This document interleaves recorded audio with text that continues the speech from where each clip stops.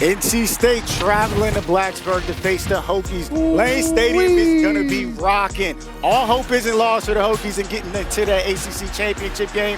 Kyron Drones has things rolling. This offense put up 600 yards, a total offense. But Brennan Armstrong, and to start back in the offensive, he's got to get things rolling on the ground and continue to play well. And we know this defense will step up big. Another game that we have coming your way at 3:30 is NC State and Virginia Tech. Now, the Wolfpack looking for their 4th straight conference win, which would match their longest win streak in league play within a single season over the last 50 seasons. Meanwhile, the Hokies looking to go 4-0 in conference play at Lane Stadium, something they have not done since 2010. This game looking like it could be a close one as well. ESPN Analytics gives the Wolfpack a slight edge on the road as you take a look at it. NC State dominated on the road last week at Wake, and now they get another win away from Carter Finley Stadium today against Virginia Tech. We'll see if they're able to do it. Know that this is a tough environment, but also they've got an experienced quarterback, EJ, and Brennan Armstrong, who has been through a lot this season. He was the guy,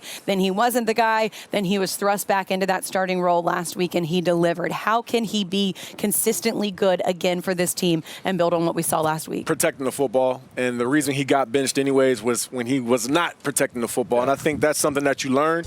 He obviously showed humility. He showed that he could still work hard for this football team. And look, it is hard pill to swallow when you get your job taken, especially from a younger guy like MJ Morris.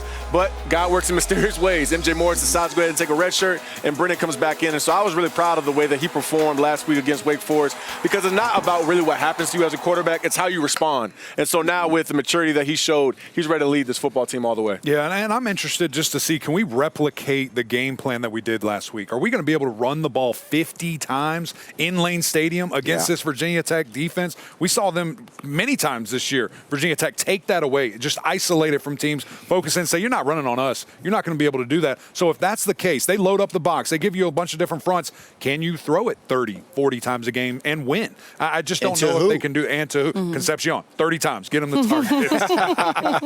That's the thing for Virginia Tech. It's like, don't let Concepcion beat you. Limit his touches, whatever you could do. He's going to make a couple plays here and there. Every playmaker does. That good. But, yeah, try to stop him and make sure you got eyes on him the whole game. And then on the offensive side of the ball, 600 yards of offense. I mean, that's amazing. You got to continue to have that. This Wolfpack defense is tough. Peyton Wilson is probably the defensive player of the year. Beast. So balance is going to be key for them. So having a guy like Peyton Wilson is really big when they are going up against a guy like Kyron Drones. And I know y'all are all high on him, what we've seen from him. What do you do if you're NC State with Kyron Drones? Do you spy him? Like, how do you slow him down? You know, I think that Tony Gibson and defensive coordinator for NC State and just the guys out there, they're so aggressive enough. I don't think you're going to spy. I think they're taking the attack to the Hokies. I think they're taking the attack to Virginia Tech, to Kyron Drones, and saying, hey, let's see what you can do when these guys are breathing down your neck here. And Peyton Wilson, one of the best players in the country as a linebacker there, what are you going to do? What kind of decisions are you going to make? So, EJ, I think you force the issue. I think you force Virginia Tech to react to you, not vice versa, reacting to them. Yeah, I think a good balance with the pressure, but also just being gap sound. All right, if you got a 4-3 defense, guys have to stay in their gap because the rush keys, lanes too. The rush lanes. You know what I mean? And that's why I say with the gaps, because a lot of the runs that he had was between the A and the B gap. And Boston College was just getting misplaced. Offensive linemen getting up, able to get leverage, and then guys are running right off the hip. So I think that's the key with a running quarterback like Kyron Drones. He's not running necessarily to the edge. He's coming right at you up front. A physical runner. Yes, sir. Right? Put his shoulder down. And I feel like they're going to play, NC State will play Virginia Tech the way that they played Wake. They're going to come after you. They're going to put pressure on the quarterback, and they're going to play man-to-man on the outside. Right. Aiden White's one of the best in the country, and we've seen that over and over and over again. So they're going to trust their corners on the outside and say, Peyton Wilson, you go hunt. Make sure that this guy doesn't ruin the game for us, and you take care of business. So that's a spy then? You think they do a spy? I don't know that he spies him alone, but it's going to be blitzes. It's going to be being aggressive downhill, attacking the run game. Regardless of what it is, they're going to be playing downhill. Right. We're going to find out 3:30 right here on ACC Network.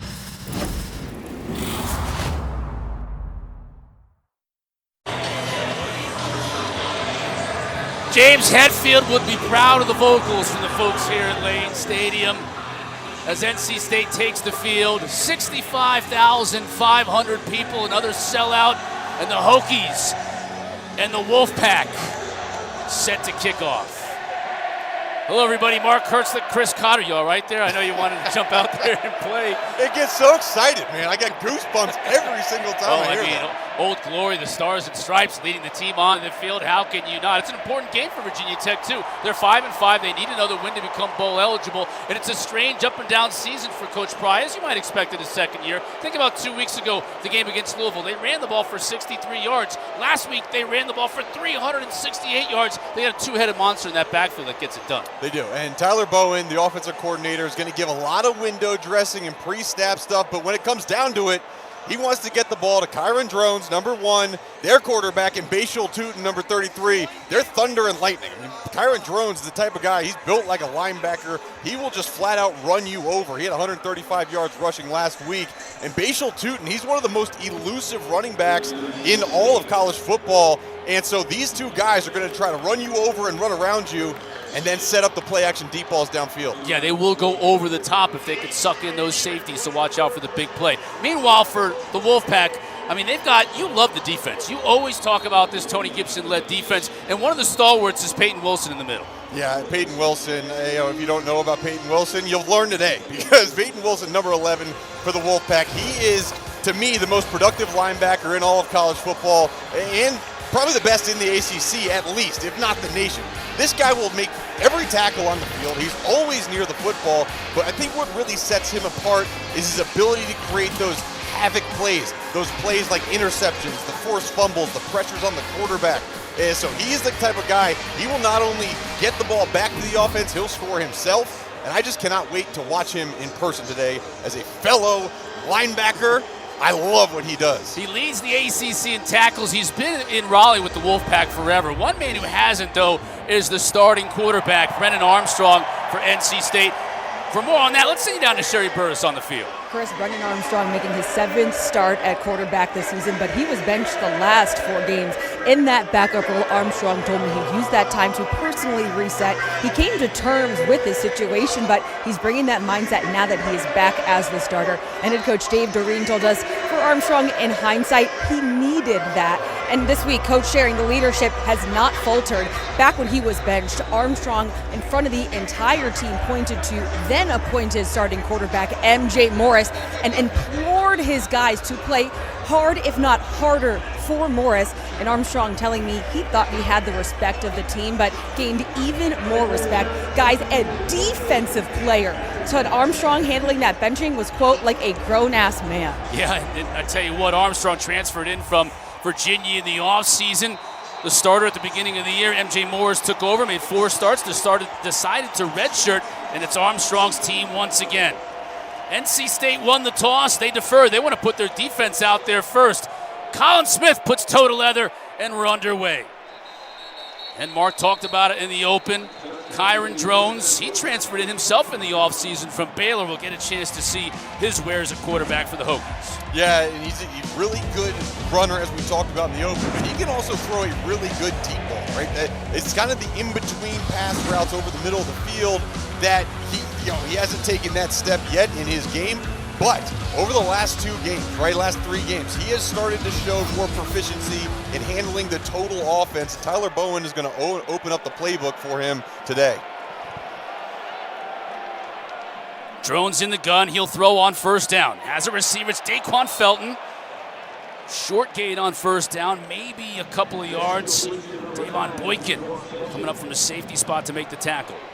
Daquan Felton's a wide receiver for them. They're just really excited he's starting to get going, right? Last game, he had 4 catches for 100-plus yards in the game against Boston College, and he is that big play threat. He's that down-the-field shot that they want to take in this game. Drones looks to the sideline, now changes it up with his offensive line. Gonna feed Tootin. Nothing doing. Peyton Wilson right there, number 11 in white, to drop him at the line of scrimmage. Drones kept it that time, put it in the belly of Tootin, decided to keep it, got nowhere with it. He's talking smack already. We're going to be talking about him throughout the night, but you see the intensity, and you see the rankings, 3rd down rankings right here. As not in Virginia Tech's favor. No, and as NC State shows pressure, they'll do this a lot. This Tony Gibson team will send guys and leave their cornerbacks on islands. Pressure on the edge. Drones has to get rid of it quickly. He does to Felton, but he's swallowed up by that defense. Savion Jackson, along with Peyton Wilson, with good pursuit, and Virginia Tech is going to have to force. It's going to be forced to punt after a 3 and out. Yeah, and watching the middle of the field, number 11, he gets there, but good job setting the edge. Peyton Wilson cleans it up. Bunch of guys, Savion Jackson in on that play, and this Wolfpack defense, I mean, they will fly around. Really good conversations with Tony Gibson just on effort and how much he emphasizes that with his guys. Good pressure, but Moore gets it off and gets a really good kickoff. Jalen Coyle with the fair catch at his own 28. And NC State is going to bring on the offense after a 45-yard punt. No return. Here's Brennan Armstrong. Yeah, Brennan Armstrong, 4-year starter, Shelby High School in Ohio, and then this is where at UVA 2 years ago when everybody found out who Brennan Armstrong was. He had absolutely massive numbers with then offensive coordinator Robert Anai, and then Anai left for Syracuse. Brennan Armstrong had a down year at Virginia last year, and when Robert Anai came to NC State, they brought the quarterback along, Brennan Armstrong. Let's not forget about Armstrong's running ability. He's showing it right here on first down. Picks up a solid 9 yards before Norrell Pollard is able to bring him downfield. And these defensive coaches for Virginia Tech talked about how he's a little bit of a different type of an animal than Castellanos at Boston College, who they faced last week. You got to contain Castellanos. With this guy, you got to bring him down. Yeah, you got to bring down. I mean, both guys are difficult to bring down, right? But you can still rush the passer with Brennan Armstrong. He's not as slippery and elusive, but he is a power runner. And on 2nd and 1, right, I love shots, but this could be a situation where he runs the ball again. He's going to do it, and he's going to pick up the first down and more. Banged down at his own 46 by Nasir Peoples, moving the chains. What you're going to get from Brennan Armstrong, right? This is kind of how they've used him in that 4-game stretch where MJ Morris was the starter, was they would bring Armstrong in quarterback run situations to take a little pressure, physical pressure off of MJ Morris. And so when MJ Morris decides to redshirt, they have this package still on offense where he is running the football. But now I know that Robert Anai has more wrinkles in there than just watching Brennan Armstrong run it. Look for a very creative type offense today from NC State. Give up the middle. Good for about 4 yards. Kendrick Raphael on the carry. NC State without their leading rusher today and Michael Allen. Although Robert Anai, there's a good look at the offensive coordinator. He'll throw out Delbert Mims, Kendrick Raphael, Jordan Houston. He's got a slew of backs he can use. Yeah, he does. And, this is one of the most creative and cerebral coaches that we've had a chance of calling and talking to. And he'll use his players wherever he sees fit, right? Number 10, Kevin Concepcion, KC Concepcion. Be prepared for him to touch the ball a lot. Here he is right here taking the pitch, and he's going to get dropped for a loss. They lined him up in the backfield, Mark, and Keontae Jenkins says, I got the measure of him. Yeah, and, this is how they want to use him, right? Put him all over the field. He's in the backfield, gets the pitch, but, Virginia Tech all week has been cluing into, okay, we need to know where number 10 is, right? He's going to line up in the slot and motion out wide. He's going to line up in the backfield and then motion out. And so they were clued in, and good job by Jenkins taking him down. On 3rd down, watch where number 52 is, Antoine Powell-Ryland. He is the transfer from Florida for Virginia Tech, right here, who wreaks havoc in the backfield. 3rd down and 9. Delayed blitz, they bring 5, and Armstrong tried to go downfield, incomplete. Derek Canteen on the coverage. APR, Antoine Powell-Ryland applied the pressure on Armstrong, forced the overthrow to Collins. Yeah, and we talked about, okay, let's look at where he is, right? He's in this stand-up position. Watch this move. I mean, Brennan Armstrong had no chance to hold the ball any longer. Have to watch that matchup where they put APR. Just gave Armstrong a little love tap there at the end just to let him know he was there, and he was going to be there all day. Virginia Tech's defense forcing a punt, and it's a good one. Caden Nunchester out of the back of the end zone for the touchback. Defense is to the fore early here in Blacksburg, scoreless between Virginia Tech and NC State. Tech's Kyron Drones, part of the class of 2020 Elite 11 quarterbacks. And Mark, this is a pretty good group here he was part of. I mean, like, Goodness. Heisman Trophy candidates, anyone? I mean, there's some good guys in that group. Record breakers, Drake May, North Carolina, McCourt's leading the Buckeyes right now, potentially into the playoff, as is J.J. McCarthy, Michigan. And here's Drones trying to lead Virginia Tech to a bowl game, coming in 5-5, needing one more to become eligible. They love to do it today. Swing pass out to Jalen Lane. Gets hammered at the 28, but a good pickup on first down.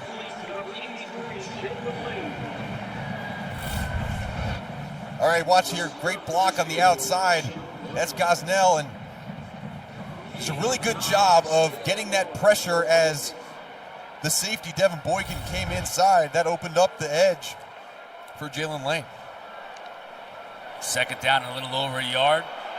Drones keeps it. Still on his feet out to the 40. Peyton Wilson makes the stop, 11 yards on the carry. He'll move the sticks.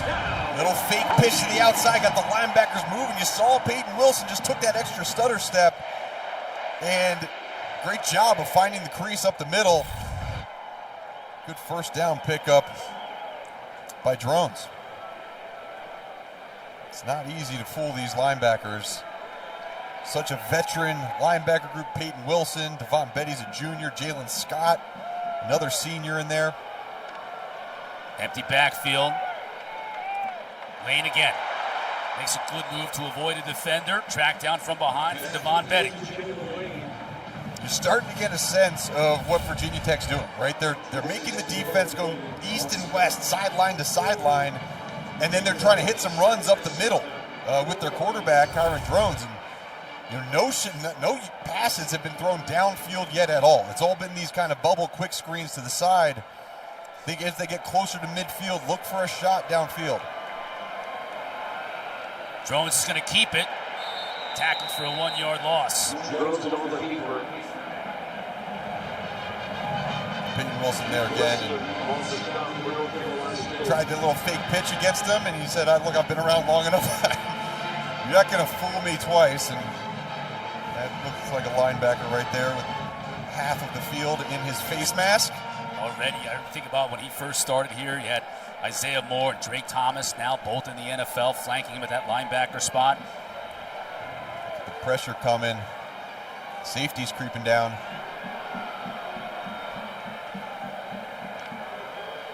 Pack brings it. Drones is going to throw. Hand is hit as he throws it. Dangerous pass, and Gosnell was coming back to it. Wasn't able to squeeze him. Shaheen Battle was there defending on the play. Looked like Davin Van maybe got his hand on it.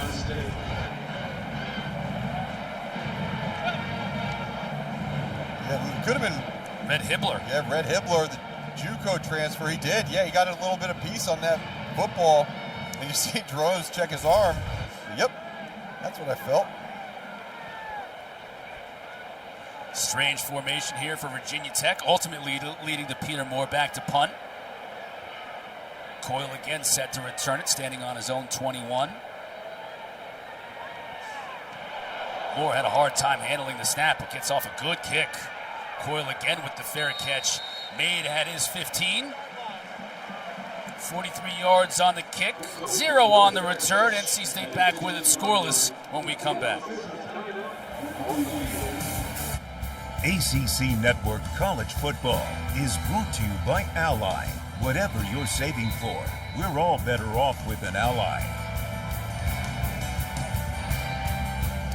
Well, it took a little while, but I'm sure you figured it out. These are all left-handed quarterbacks, and some pretty darn good ones that have played in the college game. Kellen Moore leads all FBS left-handed quarterbacks, but Brennan Armstrong is moving up the list. And it's different, isn't it? When you're a receiver playing against a lefty, it's something you really got to get used to, don't you? Yeah, as never being a receiver, right? But I've talked to them, and they do say that. Like, they do say, look, it's different the way the ball spins, right, when the lefty's throwing it versus righty. But I think the biggest difference is where the blind side of the quarterback is, right? It's okay, now it's not your left tackle that needs to be ready for that isolation, it's your right tackle, right? So switching back and forth during the season, it's difficult to do. Armstrong underneath, it's Dakari Collins. who we'll see more and more of, and we have as the season has progressed. 86 in white, the transfer from Clemson. Our ACC standings, Louisville got the W in South Florida, and it was not easy. They had to have a goal line stand, and they had to survive a Hail Mary that was caught on the 5-yard line at the end of that game to get the dub, but they did, so now we're set. Florida State and Louisville will play for the ACC championship in Charlotte.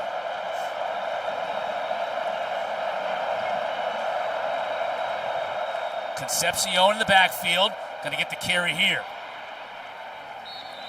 He's able to move the chains as he gets it beyond the 25. Keontae Jenkins on the tackle. He's only 187 pounds listed, Mark. Yeah, but he's got great vision, right? I think that's one thing that sets him apart as being a wide receiver, the ability to do the things in the backfield that he does. It's his vision, and not everyone is built with that, right? Sometimes it takes people years and years to figure that out, but as a true freshman, Robert and Dave Doran have been so impressed with his ability to do multiple things in this offense. Again, lining up in the backfield with Armstrong. Fakes the pitch to him. Now he'll throw it out to him. Concepcion shows you that speed, out of bounds, close to the 30, chased out of bounds by Alan Tisdale. He's our player spotlight brought to you by Carvana today, and why not? He's only a true freshman coming out of Charlotte, Mark, and I think a lot of people still have yet to be introduced to Casey Concepcion, so it makes sense for us to say, hey, look at these numbers. 50 catches, freshman record at NC State. 6 touchdowns, freshman record at NC State. Yeah, and think about where he stands, right? It's just like that amongst true freshmen in the FBS. I mean, he's towards the top of the list, and he'd get my vote for Rookie of the Year in the ACC this year. Tisdale brings down Mims. Only picked up about a yard, so it'll bring up 3rd down. Both these defenses have been very good here early and getting off the field on 3rd down. Yeah, they have, and it's been, pressure on the quarterbacks, and Brennan Armstrong tried to put the ball downfield on the last 3rd down, but APR had pressure in his face. Let's see if Virginia Tech tries to rush 4 again and drop back in coverage. There's Concepcion right there in the slot. Armstrong to throw. Pressure picked up. Couldn't get it to a receiver, but flagged down in the backfield. I think they're going to get Derek Canteen here for interference. Holding. Defense, number 13. 10-yard penalty. Automatic. 1st down. First time we've heard from Jeff Heiser today, our referee.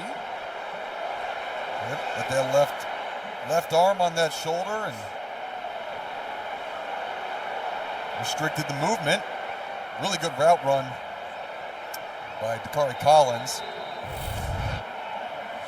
And this defensive backfield for Virginia Tech, I mean, they've been playing well. Last game, Dorian Strong, number 44, had 2 interceptions against Boston College in the 1st quarter. And that really set the tone for that entire game. Armstrong rolling the pocket. Raphael stays in the block, gives him a block on the edge, and Armstrong was able to scamper for a couple. Burgos and Kendricks were there to chase him out of bounds. And Chris, this offense, if you watched NC State in the beginning of the year, their offense, regardless of quarterback, it's completely different. Right? I think that's something that Dave Doran wanted. Because Robert and this creative coach, really just didn't know what he had to work with. He didn't know his players early on in the year. And during the bye week after the loss to Duke, Dave Doran told him, look, open it up, let loose, be creative. And that's what he's been able to do in the past couple of weeks. Armstrong on the draw. Defended well by Virginia Tech. Jenkins again coming up to make the stop, forcing yet another 3rd down, 3rd and 5. And honestly, in this game so far, it's been kind of vanilla. Right? I kind of expected a little bit more from NC State, and as the game goes on, be ready for double passes, be ready for reverses, be ready for Casey Concepcion to take a direct snap. I mean, you just don't know what's going to happen when Robert and I is calling these plays. It's a big one here on 3rd down. Look at this pressure. Hokies bring it. It's picked up enough for Armstrong to get it off, but his receiver wasn't watching. Hit Anthony Smith in the foot.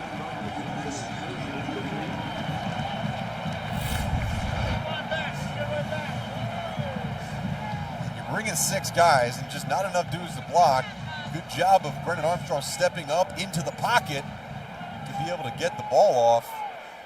That time you saw C.J. McCray transfer from Marshall, getting that pressure off the edge.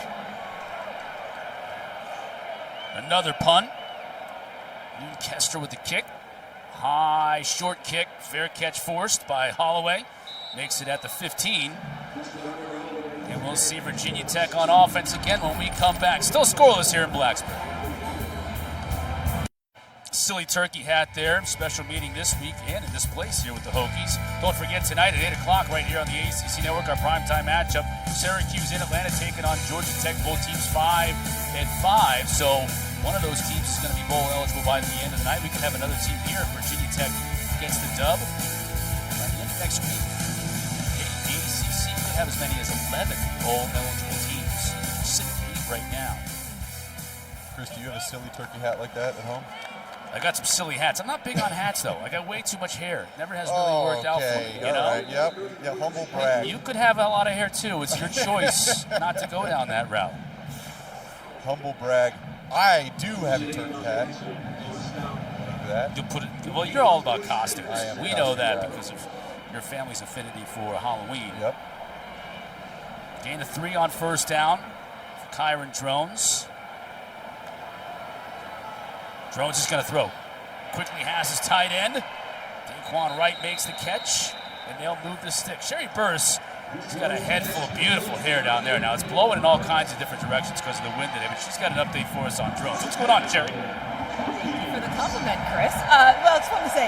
Coach Pry told us he's most impressed with his quarterback, Kyron Jones' decision-making. We saw it there quick to get the ball out of his hands. And Coach telling us, obviously, he has a great skill set. He's poised and not putting the ball in dangerous positions. And he will even say, Kyron will say, he's a work in progress. He has a high ceiling, just getting better every time.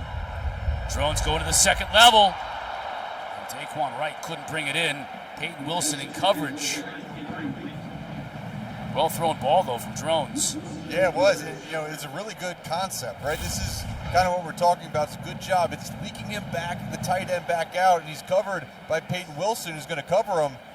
And Peyton Wilson just does a really good job of getting through the traffic, right? You see him working through Felton and making his way to the tight end. That's a tricky one for a linebacker with all that traffic. Good job by Peyton Wilson. 2nd and 10. Lane on the end around. Does a nice job of following his blocks.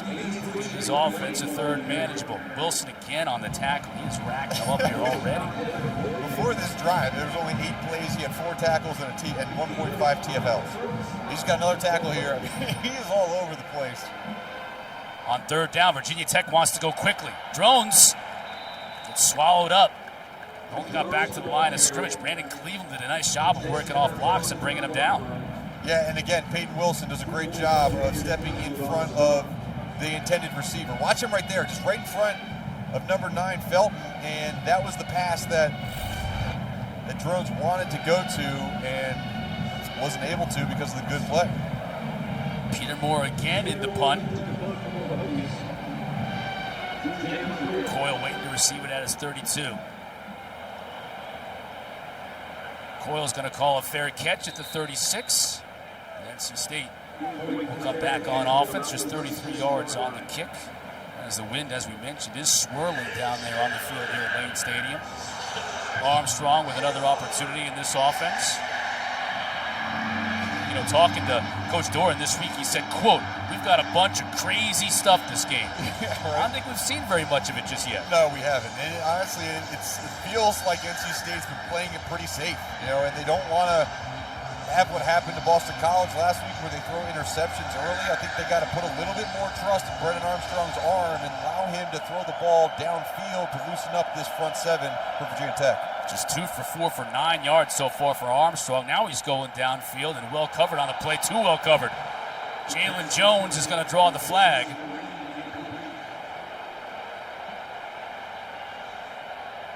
There's a flag on the play.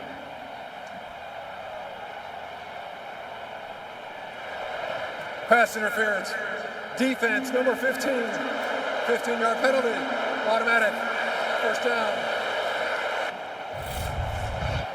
They're trying to go to the freshman Juice Vereen, number 11, and you got a little bit of a grab early in that. And you know, it's interesting. Juice Vereen, he's a guy on this offense that, again, Robert and I always has these interesting names. It's called the flexi position. What's flexi mean? It's basically like, hey, you're big enough to be a tight end, but you run like a receiver, the 6'4", 215-pound wide receiver. They'd love to get him involved. First time either team has been in the opposing team's territory in this game. NC State operates from the 49. Armstrong under pressure, avoids it. Does well just to get back to the line of scrimmage. Virginia Tech brought the pressure. Kelly Lawson, former wide receiver, on the tackle. Yeah, Kelly Lawson. Yeah, good job, first of all, by Brennan Armstrong avoiding the pressure. Only rushing 4, and you see Kendricks get in there, and there, boom. He got a nice shot there from the linebacker, Kelly Lawson, and he's down. He might have hurt his arm. Looks like he's favoring that right arm. Yeah. On that tackle. You could see him as a receiver, can't you, with that body type? Yeah. I mean, he's 6'4", 223. Yep, absolutely. And yeah, he put on a little bit of weight since moving to linebacker, but anytime you're tackling Brennan Armstrong, I mean, he's more physical than he appears, right? He's 6'2", 212 pounds. He's not overly large for a quarterback, but he runs hard. And when you hit him, it tends to seem like it feels like you're hitting a brick wall.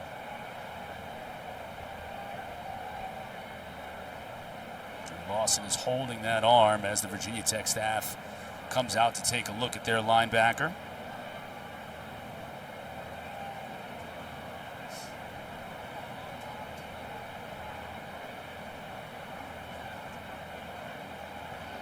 All right, coming up next, the ACC Huddle crew. Going to be on tap with highlights and complete breakdowns of all the afternoon games, getting you set for Syracuse and Georgia Tech at 8 o'clock Eastern. Then after the game, it's a full post-game wrap-up, of course, on the ACC Network and streaming live on that ESPN app. Look at Lane Stadium here today.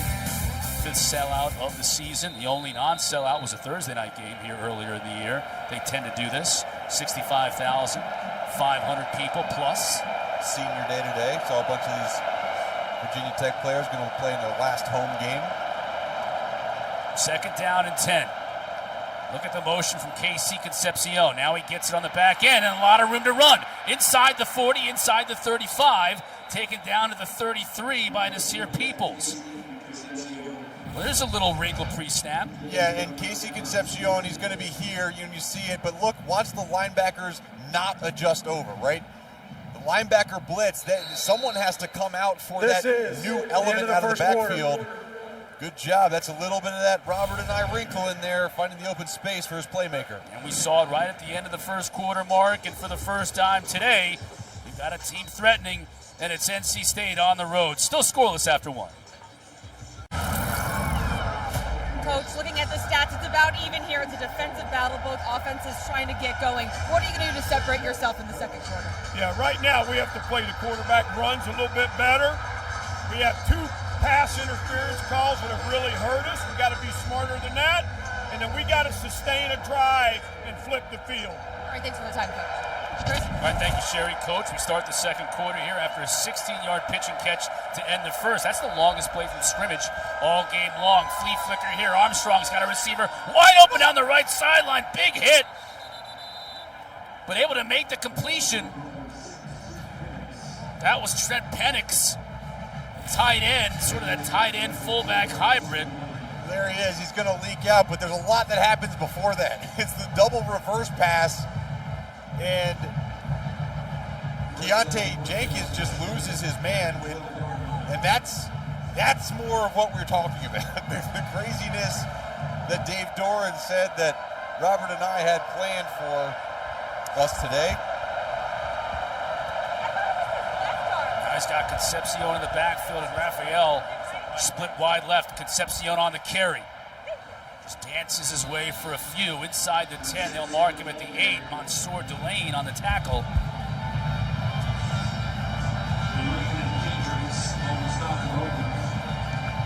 Hokies can pick up a first down at about the 2.5-yard line.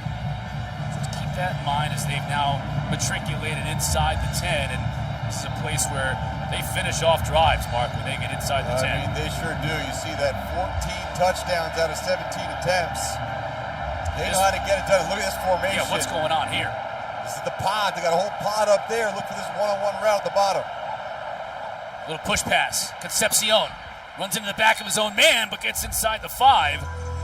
Canteen brought him down, and he's going to be a little bit shy of the yard to gain. Creativity again.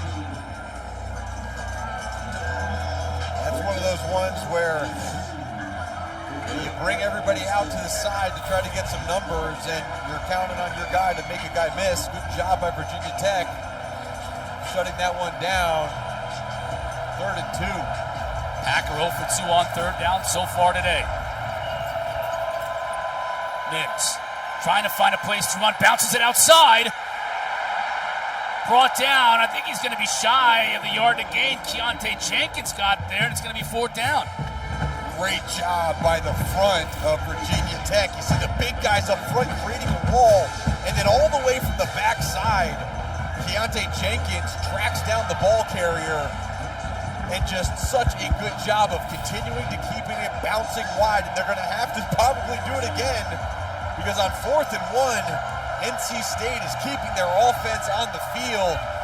What an opportunity for this Virginia Tech defense to get a stop.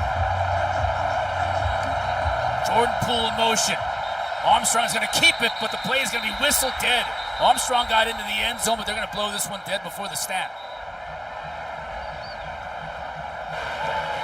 Before the snap, timeout, Virginia Tech.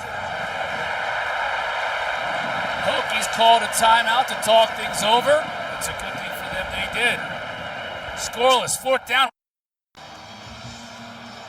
Armstrong making his way back onto the field, coming out of the Virginia Tech timeout. 4th down and 1 from the 3-yard line. If you're Virginia Tech, you are anticipating run, obviously. I can totally see Robert and I keeping the ball in Brennan Armstrong's hands. Their big lefty quarterback right up the middle. He's got Concepcion in the backfield. Unbalanced formation. Everybody's over to the left-hand side. Now an empty backfield, and Armstrong will roll. He'll throw it. Has Concepcion. Does he get in? Touchdown. Well, there you go. KC Concepcion, a little bit of a wrinkle from Robert and I. Everyone's rolling on the thinking field run. as a touchdown. And he overloads that left-hand side, and just basically it's a toss play. Get him out on the edge, and you saw those last 2 plays. NC State was trying to get numbers. First time they put the pods out there, this one with the unbalanced formation, and good job by Concepcion getting the ball in the end zone. Good job by our cameraman, Will. Hung in there, right on the goal line as Concepcion was coming hard and fast his way. Man, Concepcion is all over the field. Yeah. I mean, it's like you just got to watch number 10 on offense and number 11 on defense.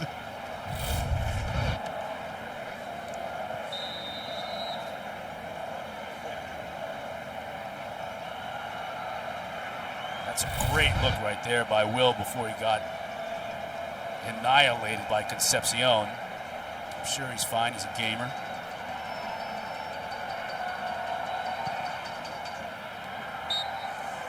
Braden Arbison with the PAT. It's good.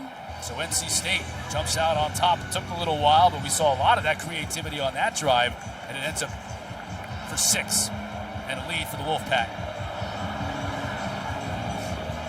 Yeah, you know, really, this is where we saw that bag of tricks come out from Robert and I, and just a bunch of different things on that offensive drive, but consistently what it was okay, let's have number 5 and number 10 handle the football, right?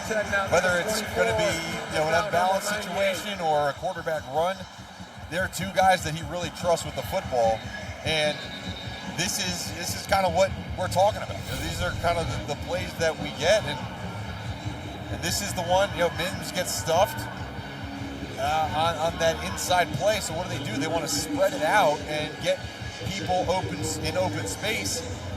And that's why they had this little pitch and catch to Concepcion, and a lot of trust in their quarterback, Brennan Armstrong, who has not been known for really the passing here at NC State. It's been mostly on the ground.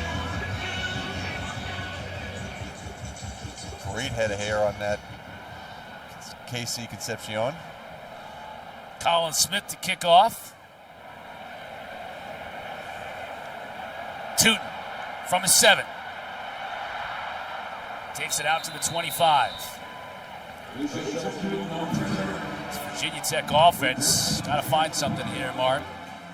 2 first downs on their first 3 drives, 0 for 3 on third down, and they've been forced to punt it away every time.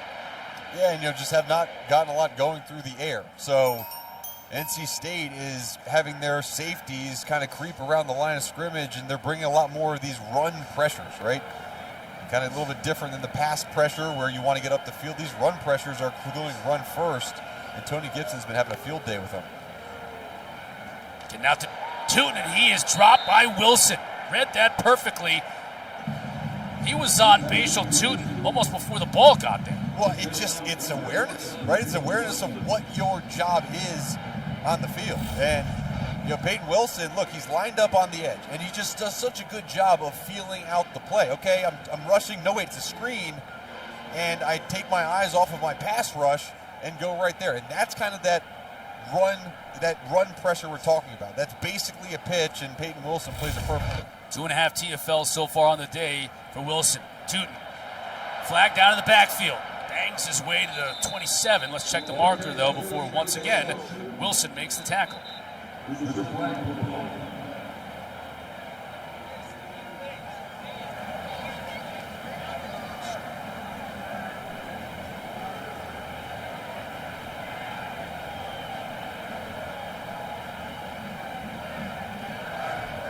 There are 2 fouls in the play, both on the offense. Illegal shift, offense, that penalties decline. Holding, offense, number 68. Penalties half the distance to the goal. 2nd down. Center Caden Moore guilty of a hold. Coach Pride can do nothing but shake his head right now as his offense is in reverse. And it hurts that much more when you are a run attack team, right? It just makes it that much harder to get the yards on the ground. And they have capable wide receivers and a capable quarterback. Really, they really do. But you're going against an NC State defense whose defensive backfield are playing some of the best football in the ACC right now. Drones to throw. Tries to set up a little underneath screen at Daquan Wright.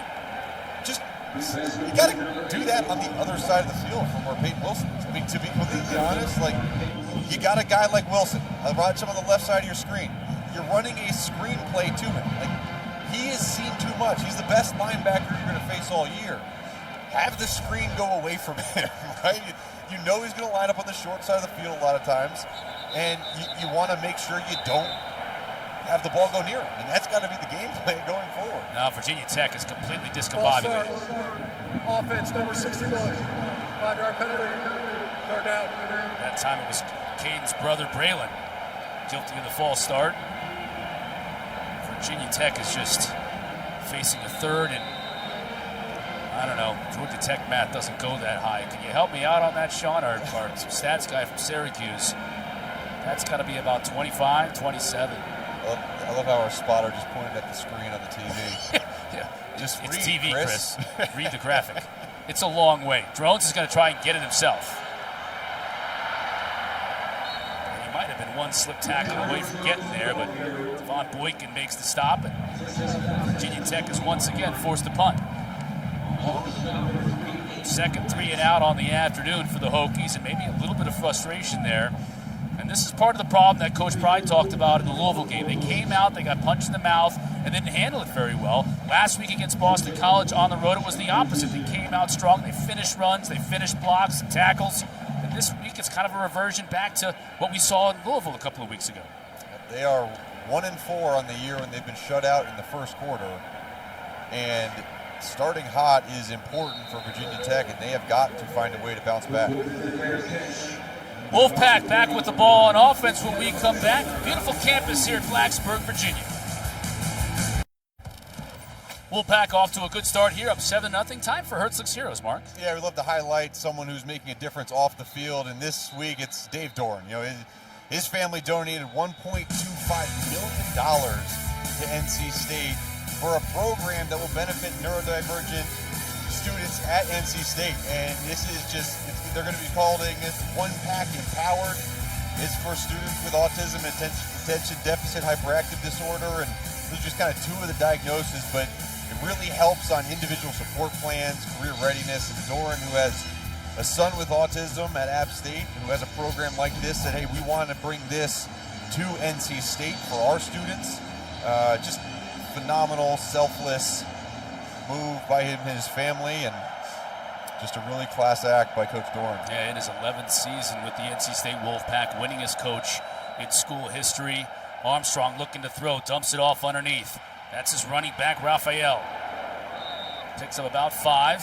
Fort Tisdale is able to bring him down, but just to get back to Dave Doran, the success he's had as his team is shifting all over the place. This is what you expect to see, a lot of pre-snap motion, and you're getting it from this Robert and I offense. But just to tie a bow on what we've seen from Dave Doran, I mean, 11 years here, he's bowl eligible for the 9th time in those 11 years.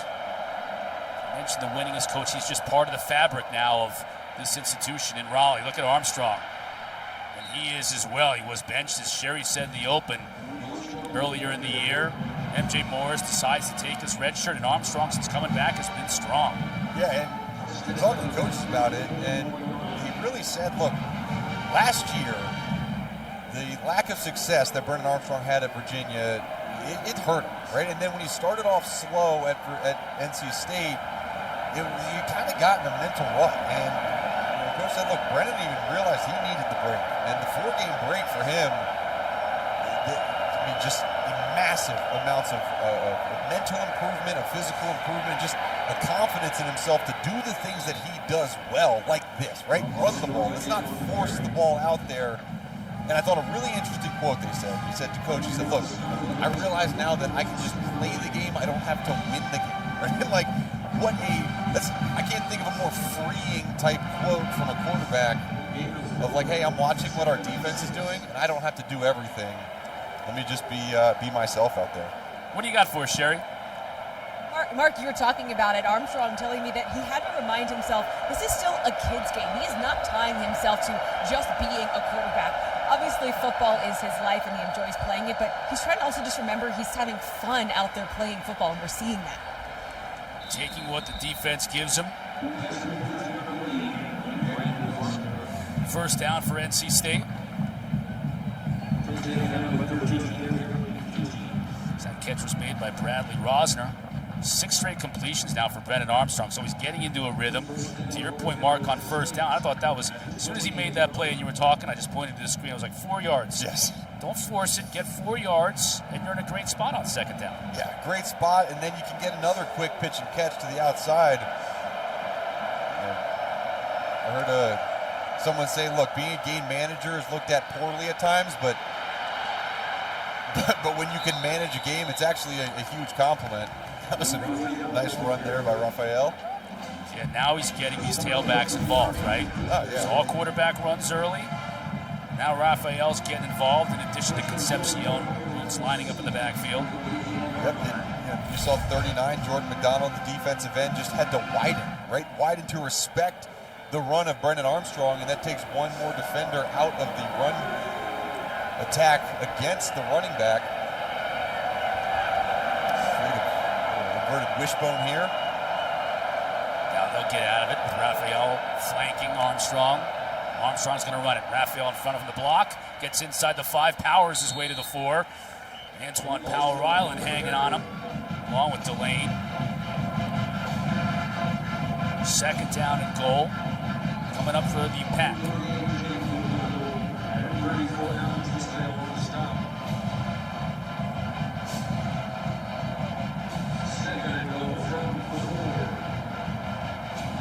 Bringing in Jordan Poole, number 33, their linebacker turned fullback.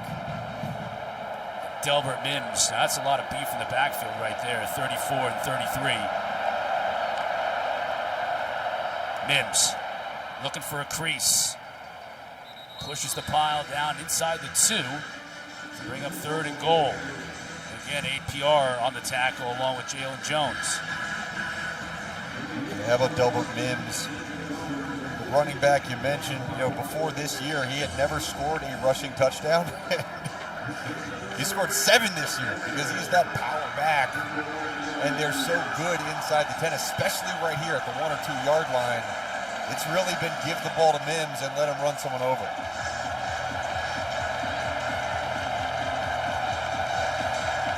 Still have yet to convert a 3rd down today, though, and see if they can do it here. Armstrong does it. Keeps it himself and increases the Wolfpack lead. Well, there you go. You've been giving it to Mims, and this time you fake it to him.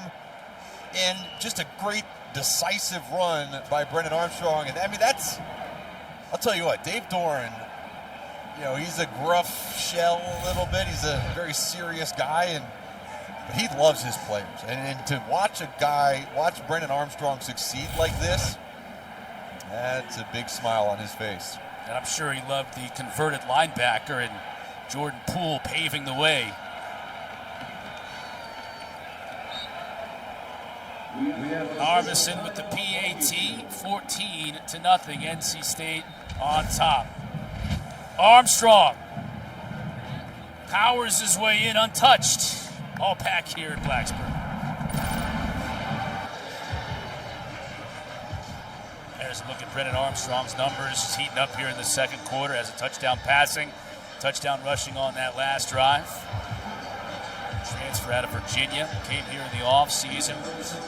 Last time these two teams played in 2001, he had over 400 yards passing. The game that Virginia Tech won in the final minute, as Armstrong was driving Virginia down for potentially the winning score. Wasn't able to get it done, but he had a huge game a couple of years ago up in Charlottesville.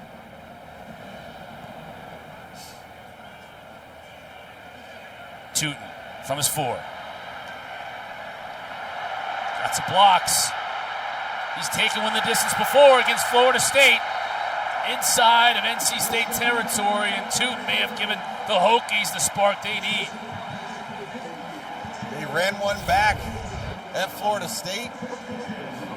This one didn't quite get there, but this is, see Frank Beamer in the building. This is Beamer ball. Special teams, big play to give you a spark. And Bashal Tootin just is doing it all, right? He's Mr. Everything for this team, and transferring in from North Carolina A&T, and his return prowess sets up Virginia Tech really nicely. 49 yards on that return into Wolfpack territory, and Kyron Drones has completed 5 of his 7 passes on the day, but just 16 yards. Yeah, they've all been just quick bubble screens out to guys, and that's really they've all they've allowed him to do so far. And I mentioned earlier he likes to throw the deep ball, and he's pretty accurate at it. But with the pressure that NC State is giving him on 3rd down, it's just nothing. And you see, this is the deepest defender on the field. Gonna try a little misdirection here. That's Xavier Turner Bradshaw. He's got blockers in front of him, and he's gonna score. Wow, how about that run? I mean, we just showed it. They had nobody back, no safety help. And the son of my former teammate, Ahmad Bradshaw, took it to the house on the reverse. The redshirt freshman, you see him, he's just going to take it all the way over here, and there's going to be a seal, and no NC State players are going to be left. And there is just a wall of Virginia Tech blockers. Parker Clements was like, who do I block? No one even close. Man, what a play. What a call by Tyler Bowen, the offensive coordinator, understanding the aggressive Wolfpack defense was coming. He went around it the other way.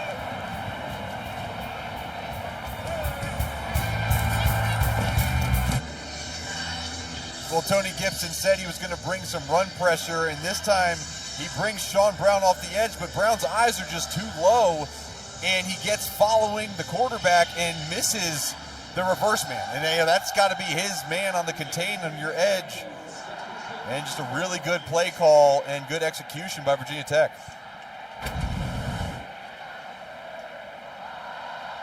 Out on special teams, as you would expect at Virginia Tech.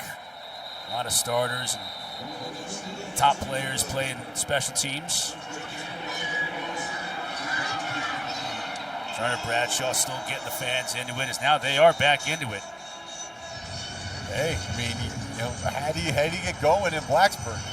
You have a great kickoff return, and then you have a big kind of odd special play, and this crowd, they've seen this show before. They know that their Hokies can get going, and now to see if they can bring a spark to this Hokies defense and if they can shut down this run game by Brennan Armstrong.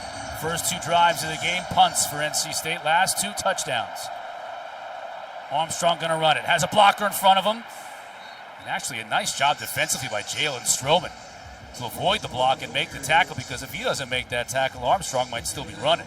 Yeah, he does. I mean, he does a good job of coming off that outside block. You see 26 on the right side of your screen. Addresses the blocker and realizes, okay, he's not coming to me. Let me just dive inside. So good job of not getting caught up on ghosts and go tackle the ball carrier. 10 carries for 50 yards for Armstrong. Picked up just about 6 on that first down carry. Concepcion bounces off a defender. Now Armstrong's going to throw him a block. Still on his feet to about the 42-yard line. They'll move the sticks. I mean, Concepcion, watch his acceleration. Right, he bumps into his own man, and then watch how fast he accelerates out of this turn. Zoom! That dude gets going. And Brennan Armstrong does a great job of just finding the guy to block. But when you have playmakers like Casey Concepcion, it can turn a potentially devastating loss of yardage play into a first down.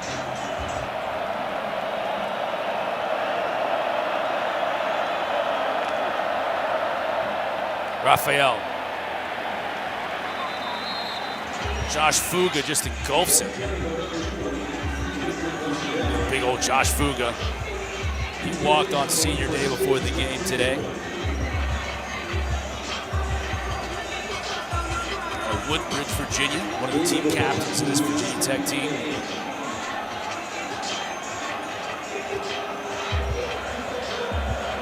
See the huddle NC State's coming out of. Is that what that's called? The huddle. I love the huddle. They purposely went to that huddle because they wanted their players to look in their quarterback's eyes and see that determination. It's paid off. Pitch to Concepcion. Reads his blockers in front. Fights for an extra yard or 2. Tisdale brings him down 2 yards shy of the first down.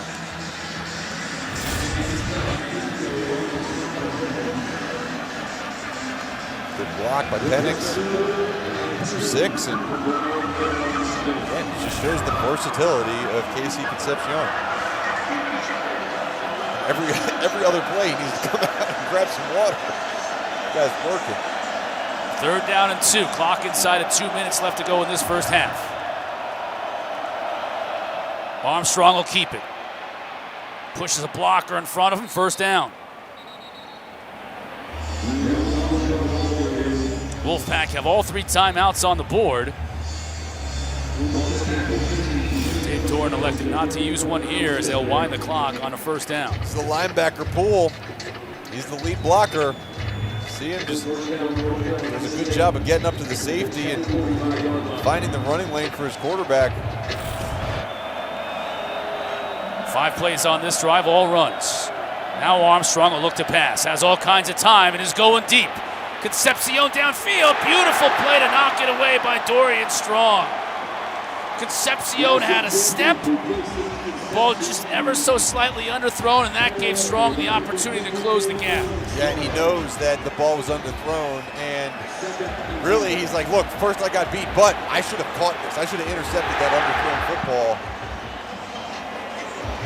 Good job of getting back in recovery, but if he was in good position, that could have been an interception. And Concepcion says, look, man, I was there. So I had a beat on my double move. You got to get me the football. Gets a little bit of a breather, 2nd down and 10. That play stopped the clock now with 1:15 left to go in this first half. Whistle's going to blow this one dead before we even get going.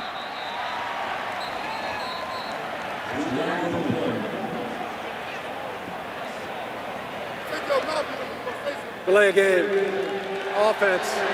5-yard penalty. 2nd down. Unforced error that time against the Pack. Coming up at halftime, Kelsey Riggs and the Huddle crew going to be in Atlanta. Get you caught up on our auto owners insurance halftime report.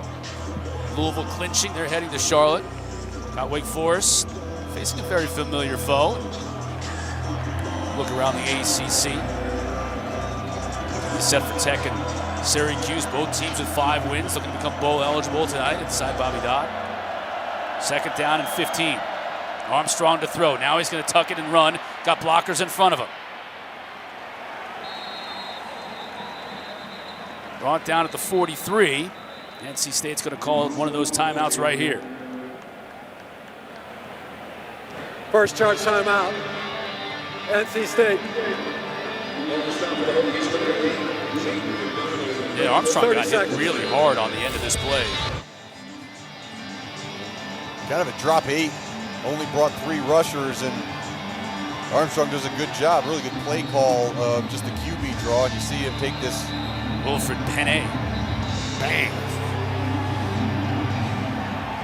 Penny checks in at about 285, so. Armstrong tough, man. That's just going to get him more fired up. Wolfpack have converted on their last 2 third-down opportunities. This one a lengthy one at midfield, 3rd and 8.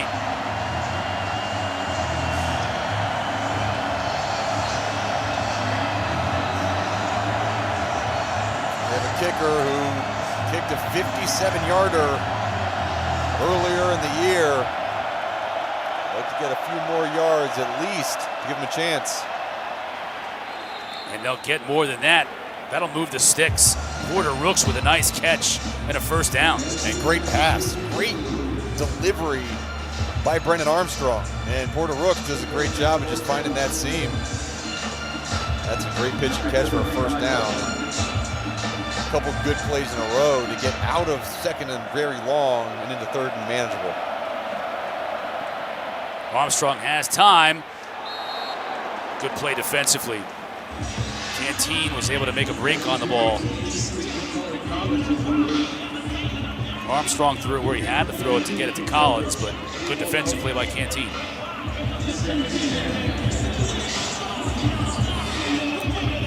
10th play of this drive. NC State's done a nice job of converting 3rd downs and running the clock down, but now they're in a spot where just 2 timeouts on the board. They need to move the football. Just on the outskirts of Braden Narvis in field goal range. And NC State wants to call a timeout here. 2nd charge timeout. NC State. 30 seconds.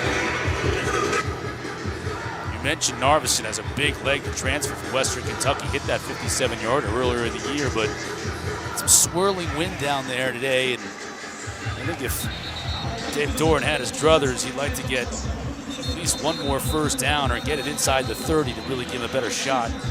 Yeah, well, you know that you are at least in field goal attempt range right? Like that's a given. So as long as you don't get a holding penalty or something to back you up another 10 yards, you're saying, okay, we're at least have a shot at a field goal. But you do want to get closer, and also too, I mean, you have enough time to score. So, I mean, goal number 1, picking up a 1st down here, getting in the end zone. But your play calling is such where you don't let Brennan Armstrong put the ball in harm's way. Hokies show pressure, come out of it, bring just 4. Now Armstrong will run it. Shook off 1 tackle. He's able to dive forward. Pick up about 7. Jalen Jones on the stop. Now he's inside the 30, facing a 3rd down and 4. Clock continues to run. Pack do have that 1 timeout still on the board. Armstrong to throw, has Concepcion open, avoids an offender and scores!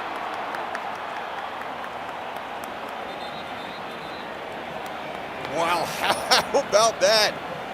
KC Concepcion again, and just a very similar play like the one to Porter Rooks on that 3rd down and long. This time KC Concepcion does a great job right here of working back in and just, beats Dorian Strong. Stays out wide, great delivery before the safety gets there, and great pitch and catch by Brendan Armstrong and his top wide receiver.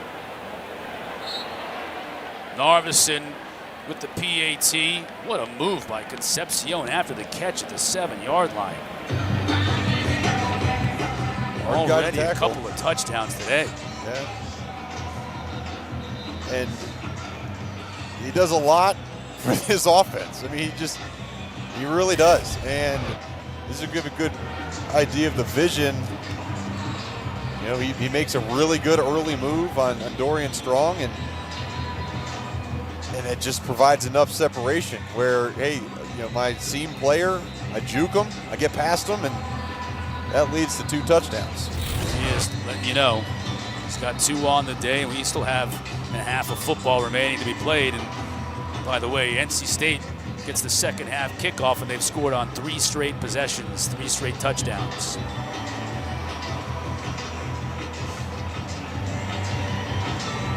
And we saw Brendan Armstrong last week against Wake Forest really lead on the ground, right? He did a lot on the ground, running the football, and this week he is the most comfortable I've seen him as a passer, as a runner, and he looks like he's playing free, and his wide receivers are the beneficiary of that confidence.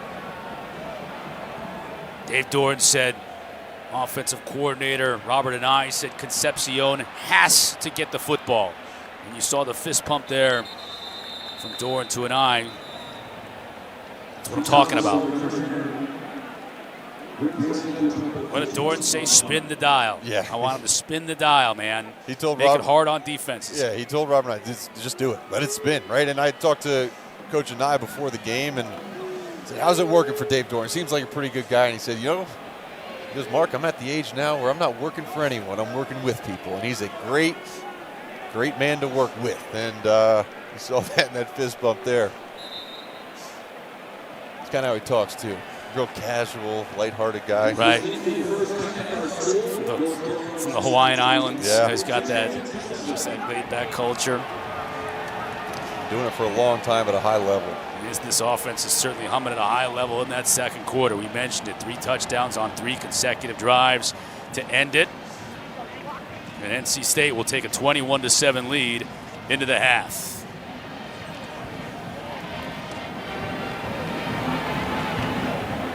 Hokies have their work cut out for them in the second half here at home. Run-oriented offense, down 2 scores. We head to the locker room. Sherry's standing by with Coach Doran. Well, Coach Doran, you said explosive plays are momentum plays. What a way to end the half. What does that do for your team?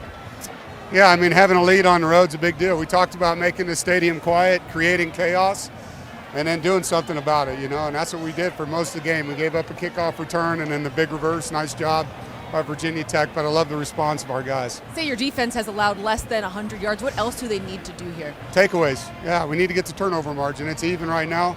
Like that +2. I'm 100% when we get there. All right, thank you, Coach. Thank you. Go Pack. All right, thank you, Coach and Sherry. 21-7, our halftime score. Wolfpack on top here in Blacksburg. Let's send you to Kelsey Riggs and the ACC Huddle crew in Atlanta with our Auto Owners Insurance halftime report. Back in Blacksburg, getting set to start the second half. What a first half for KC Concepcion and the NC State Wolfpack, up 21-7. Mark Hertz and Chris Cotter with you, and it was a slow start for both these teams offensively. Second quarter, though, the Wolfpack got it lit up. They started opening up the pass game a little bit for Armstrong, and that's how this offense started going. And the defense has been consistent. NC State's defense is consistently shutting down Virginia Tech, and so it's getting very one-sided. Gatorade fueling performance. Let's check out Brendan Armstrong and what he was able to do, like we said, once he got things going in that second quarter. Yeah, it really started off with just some short passes to the outside, getting the ball to number 10, KC Concepcion, and then really good job on the ground with his legs. Then kind of towards that second quarter, they started allowing him to throw the ball downfield. He had a really good completion to Porter Rooks in that slot, and then came back with the big touchdown pass to Casey Concepcion in that very same slot sort of vertical play. And expect to see a lot more of number 10 and number 5 in the second half. And that's going to be the main focus for Virginia Tech, is how can we stop those two players. Well, we heard from Coach Dorn going to break. Sherry, what'd you hear from Coach Pry coming out of break? Chris, Coach Pry telling me they need to fit the run better here and start the second half on defense. He says they're really yinging and yanging. That was his quote from NC State. And they need to just get their feet planted, but that's the way NC State likes it. That is why they're huddling. And I asked him, how do you get the offense going here in the second half? He said, we've barely had the ball. They've only had less than 10 minutes time of possession, only 17 plays. Also reiterating that they need to cut down on those costly penalties here in the second half, Chris. Yeah, thanks, Sherry. Only 95 yards of offense in that first half for Virginia Tech in total. And the big play on the kick return and on the reverse, the score by Xavier Turner Bradshaw, the only offense they really were able to muster during that entire half. Keon Lassane is going to let it go over his head and out of the back of the end zone. So NC State scoring on their last 3 drives in that first half. Will look to make it 4 in a row here to start the second. Yeah, and you see the discrepancy in the amount of plays run. And as NC State played the clock well and gets the ball back to start the second half, that's going to be even greater a disparity. But you have to get the ball in the hands of your offense, right? A 3 and out here for Virginia Tech would be so big to try to gain some momentum. Mims spins his way out of the defender's arms and picks up 4. Jenkins eventually tracked him down. Very nimble on his feet for 5'11", 215 pounds. Yeah, he runs hard. He's got good balance and good feet. And you mentioned Michael Allen, the leading rusher, is out today, so a lot more of Raphael and Delbert Mims. You see Raphael in the game now, second down and 6. Pressure from the edge. Armstrong gets rid of it. Has his receiver. That's Takari Collins on the receiving end. Armstrong got popped. It looked like Keontae Jenkins on that linebacker blitz. See Jenkins off the bottom of your screen.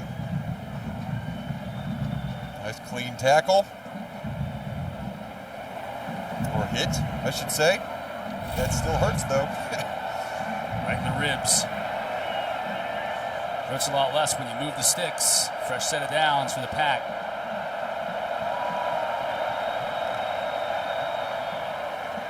Armstrong rolls the pocket. Too high for Penix.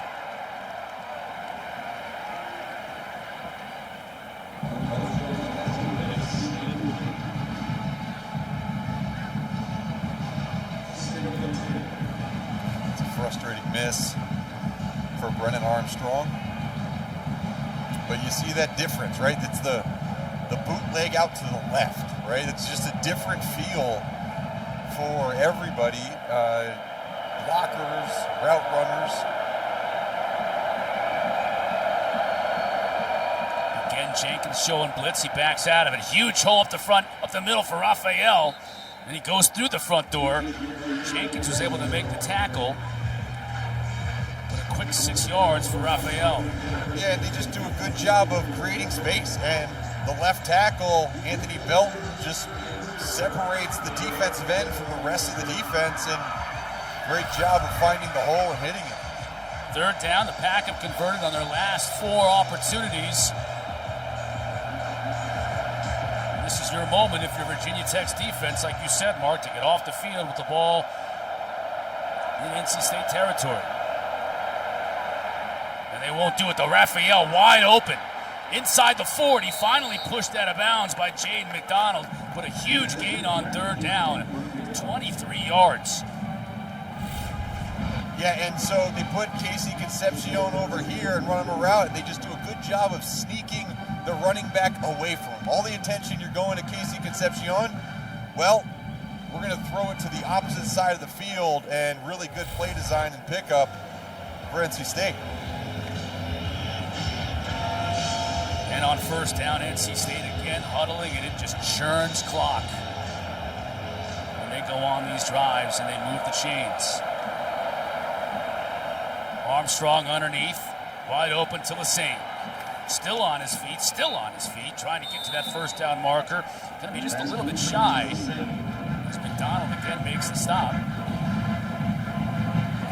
And again, they're going to use KC Concepcion as the decoy. They're bringing him deep so the quarterback sits deeper, and it just allows a free access throw. And you see eyes of number 4 are on KC Concepcion the whole way. So even when he's not receiving the football, his threat of production is getting other guys open on this field. Play clock inside of 10. That is just something you do not see very often in college football anymore. Armstrong under center, but flags fly all over the place. Before the snap, ball start, offense, number 74, 5-yard penalty, second down. Belton on the false start. And they've done this before where they're going to start offset to try to get the defense lined up wrong. Sometimes defensive linemen will look at the quarterback and they kind of had that offset position. Then he walks up under center. And a mistake, costly mistake for NC State. We go from 2nd and 1 to 2nd and 6. There's Concepcion right there. Armstrong to throw. Concepcion's got it. First down, Wolfpack. I mean, just for such a young guy to be able to run these routes the way, I mean, just boom, just a really good outside step, and you know he's working on a linebacker, which is going to be a mismatch. That star position for Virginia Tech, and when you have that matchup, Brennan Armstrong knew the entire time he was going to go to Concepcion, and great job with the patience and waiting for that route to develop. You can see Concepcion's numbers on the day, catching the ball, running the football. Now he's in the backfield. Armstrong will pitch it. Mims cut down at the line of scrimmage. Job by Jalen Stroman. Darius Payne also in on the tackle. Another misdirection play here. Concepcion, they fake it to him and then pitch it outside, but Virginia Tech said, look, forget all that stuff. Let's just get pressure. Let's get penetration up the field. That time it was Keyshawn Burgos, number 2, who just got up in the backfield and really blew that play up. This drive has taken the first 5 minutes off the clock here in the second half. 2nd down and 12, 9th play. Concepcion in motion, now back to the middle, fakes it to him. Armstrong to throw, has a lot of pressure, can't quite get it connected to Raphael. Jenkins applied the pressure. Saw Concepcion run in to make sure his quarterback was all right. And actually a pretty good throw. You turn that much pressure, you change your arm angle, and you just whip it out there. That one should have been caught. And Raphael knows it. And, just a heck of an individual effort by Brennan Armstrong to even get that out there. Yeah, right. It was a good replay to see that arm angle, side-arming it out there. Where his player could catch it. Now 3rd and 12.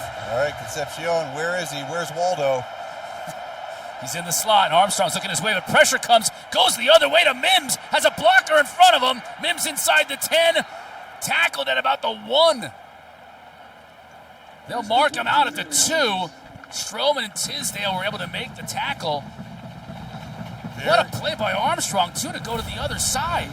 Yeah, and very similar play. This time it's a running back screen to the weak side in the 3-by-1 formation, and just a good job of executing. And as Virginia Tech continues to cheat safeties over to KC Concepcion's side, NC State and Robert Anaya is trying to attack the opposite. Jalen Stroman shaking up a bit on the play, being attended to by the staff. We'll take a quick break. Here in this NC State threatening again. They've just owned possessions in this game. Look at the plays and the yards. 95 yards for Virginia Tech, 47, half of which were on one play, the touchdown run in that second quarter by Xavier Turner-Bradshaw. Yeah, and you see NC State 6 for 9 on 3rd downs. They started 0-3, and they've converted their last 6. It's been really efficient. 1st and goal from the 2. Armstrong will keep. Down to the goal line, and he's marked down just shy. Official on the far side coming in and marking him just inches shy of the goal line. He wanted number 4 bad. You see him right there. And now we've got another injured Virginia Tech Hokie. That's Noah Pollard. One of the captains, carries the lunch pail. Had his family here before with the senior day. He walked before the game. He's on his feet, so that's a good sign. We'll take a quick break. 21-7, NC State on top. On this drive, Brennan Armstrong's been mixing it up, finding his backs out of the backfield. Yeah, it's been a lot more through the air than we were used to in the first half, and you get Lassane involved, and then back to Mims for the screenplay that brings them all the way down inside the 5-yard line, and they're about an inch away from the end line, from the end zone. And Brennan Armstrong potentially be in for his 4th touchdown in this game if he decides to keep it. 5 for 7, 70 yards on this drive. He's going to run it, and he's going to score. I mean, you're a quarterback, you transfer in here to be the guy, and you don't have a lot of success early on in your stint at NC State, you get benched, right? Then another guy comes in who looks like he's going to be the future, and so they say, okay, how are we going to sprinkle you in? We're going to let you run the ball, have 2-quarterback system. Then MJ Morris says, all right, I want a red shirt, and so Armstrong gets a second chance of glory, and he's making the most of it for sure. Narvison, the PAT, sneaks it in. 12 plays, 75 yards. He took off the first 5 minutes and 57 seconds off the clock here in the second half. 4 drives, 4 touchdowns in their last 4 drives going back to the first half. After a slow start, that man right there and his coaching staff, in particular Robert and I, the offensive coordinator, have figured things out today. Yeah, no, I mean, they definitely have, and this whole entire coaching staff for NC State is so impressive, right? And not to mention, Tony Gibson, right? His defense hasn't had to defend on very many plays, but that's because they've been doing it really well. Only 18 plays still run by Virginia Tech, and this entire team, so far at least, this is a team effort win if they do end up getting this win, which they are in complete control of this game right now.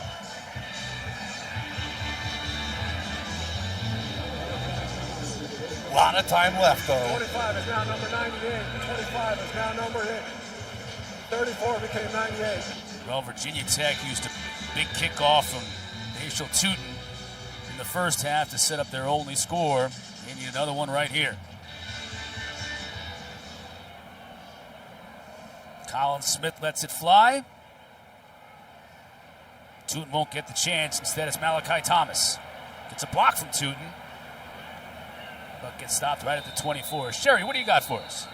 Chris, I've been watching Brennan Armstrong the entire game down here on the sideline, and he is just so calm, cool, and collected. And we had a really great chat this week on the phone, and he told me he likes to disengage and re-engage when he's down here on the sideline, even in the huddle. He just wants to focus on what he needs to accomplish. You and Mark have talked about it. He said he doesn't need to put up 30, 40 points. He can rely on the defense, and we both admitted we're kind of perfectionists, and he's working on that and knowing he doesn't have to put the entire game on his shoulders.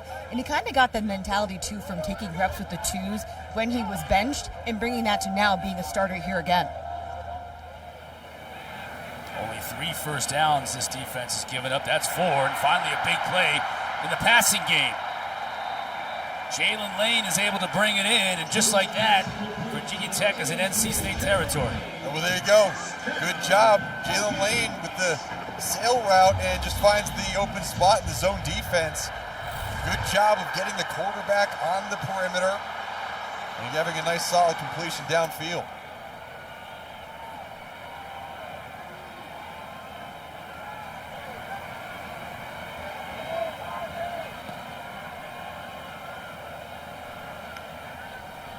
Drones again to throw. Pressure picked up. Going to the end zone. Has a receiver touchdown! Daquan Felton continues to make big plays in the passing game. 42 yards. Hokies are not done yet. And what a throw by Kyron Drones. Really good play design by Tyler Bowen, and just a phenomenal, accurate deep ball. And we talked about it. Hey, he throws a good deep ball, and if he wants to take the shot, it's going to be to Daquan Felton. Well, they wanted to take the shot, and this drive didn't take too many plays, and Virginia Tech, great response. Love with the PAT. And 16 passing yards in the first half, 76 on those 2 plays. And look, they have everybody. All 4 of these guys are into the boundary, so all the defense is over here. Well, now we got a one-on-one. And this just does a great job looking off the safety initially and just throwing it up on the outside. And talk about holding the red line on these deep balls. Daquan Felton lines up a little bit of a cut split inside, and he has so much room towards the sideline. Really good play design by Tyler Bowen, knowing that he is going to get a one-on-one matchup, and then great execution by his quarterback and wide receiver. There's Bowen right there. Really. Coach Pride calls him Tebow. Great offensive mind. He's talking to him too. I mean, everything has a purpose. They script out these plays, and he's really excited about what Kyron Drones can do with this offense, and that was a phenomenal strike.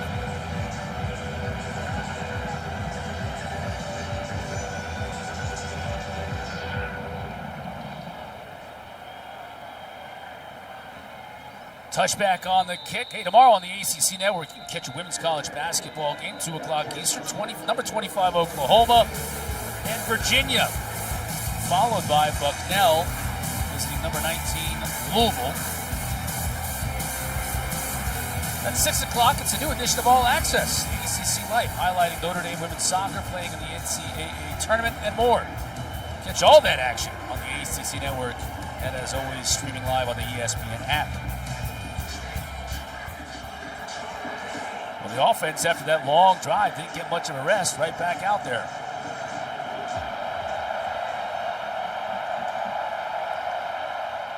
Concepcion. Driven out of bounds at the line of scrimmage. Now the crowd's starting to get into it a little bit. First it was the offense mark, now the defense making a play. Yeah, and just a really good job of Antoine Powell-Ryland, APR, maintaining the edge of that defense, having his eyes across the field, and I mean, you see him right here. Just does a good job of, on the other side, just does a really good job of maintaining that leverage on the outside. Second down and 10. Low snap handled by Armstrong. Nice pass. Receiver stays in bounds, picks up a couple extra yards. That's Bradley Rosner. His first couple of catches of the year in this game, Mark.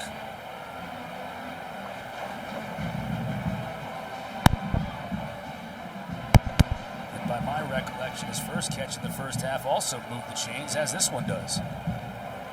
Absolutely. You know, they can get more guys involved in this pass game. It's going to be only a benefit, because not everything can be on Concepcion or little screens away from these running backs. Now pressure on the edge. Armstrong eludes it.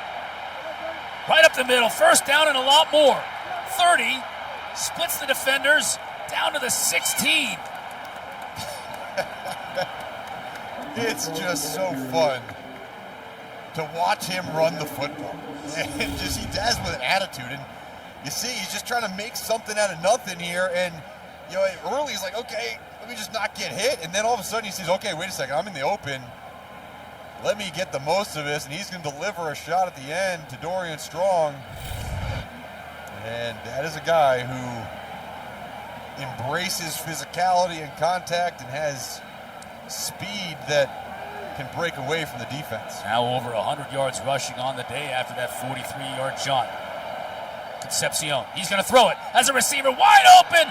Touchdown, Wolfpack. Trent Penix. Number 10 can do it all, and he has done it all today. Yeah, how about this action? Back and forth. I mean, here we go. And this time another one. Another little, trickeration down in the red zone. And you get Penix at the top of the point. He just leaks out as you get that double pass. And, handoff to Concepcion. You see just the fake blocking, the stalk blocking, and leaks out in behind the defense. And, another creative call by Robert Deny. Both teams striking quickly. The Hokies took only 2 plays to score. Wolfpack come right back. 4 plays, 75 yards. Penix on the receiving end from KC Concepcion. The freshman can do it all. Pack in the lead. Former Virginia Tech linebacker Corey Moore was honored today as he's newly voted into the College Football Hall of Fame. He'll be inducted later on this year. And there was Frank Beamer. I believe that was longtime Virginia Tech assistant Charlie Wiles, who's now an assistant at NC State with him as well. Corey Moore was a problem. 5'11", about 225. Yeah, he had 31 sacks in his last 2 years of football. 31 sacks in 2 years is insane. Like that quintessential undersized, chip on your shoulder, whirling dervish out there on the field. And he's getting to watch another maybe potential Nagurski Award winner, and Peyton Wilson was named to the Butkus semifinal list as well as the Nagurski semifinal list. Was Peyton Wilson, and Wilson's back out there with this Wolfpack defense. Only 2 offensive snaps in the second half for Virginia Tech, and they were both wildly successful, scoring on one of them the last time they had the ball. Now Drones has all kinds of time, and he's going for Lane. Almost a beautiful catch just beyond his outstretched hands. And man, he had him. And it was a really well-delivered football.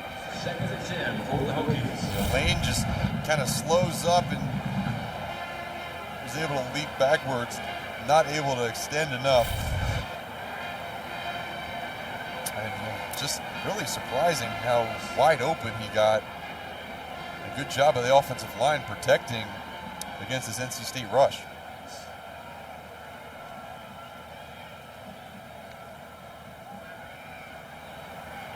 Wilson's coming on the blitz. It's picked up. Now Drones is in all kinds of trouble and just has to chuck it away into the stands. Jalen Scott on the pressure, which will bring up 3rd down and 10. Hokies have yet to convert a 3rd down today. They've only had 4 opportunities. Heck, they've only had 22 plays this entire game. And NC State brings in their 3rd down rush package and bring number 47, Red Hibbler, on the field, who's that pass rush specialist. See him right there.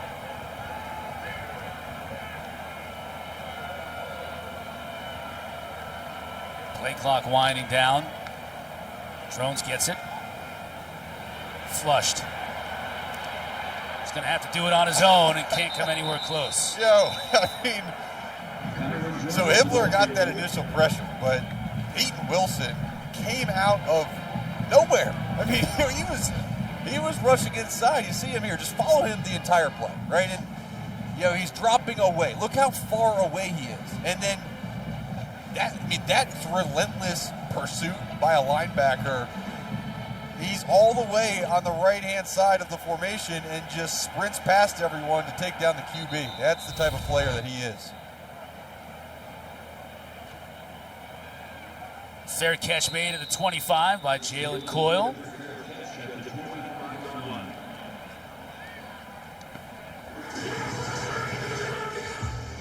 Talk about Wilson's speed. How about this tackle coming back into the play against Notre Dame earlier? Yeah, and this is ridiculous.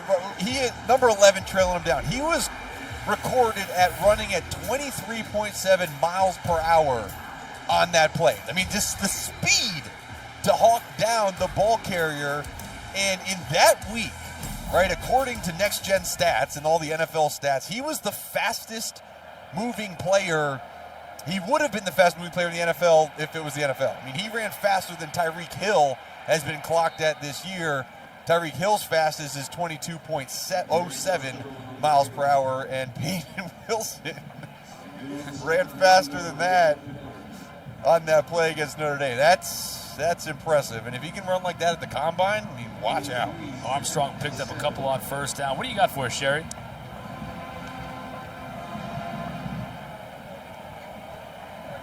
Defensive coordinator Tony Gibson, there we go. He told us that Peyton Wilson is a guy like he's never had before in his 29 years of coaching college football, 22 at the Power 5 level.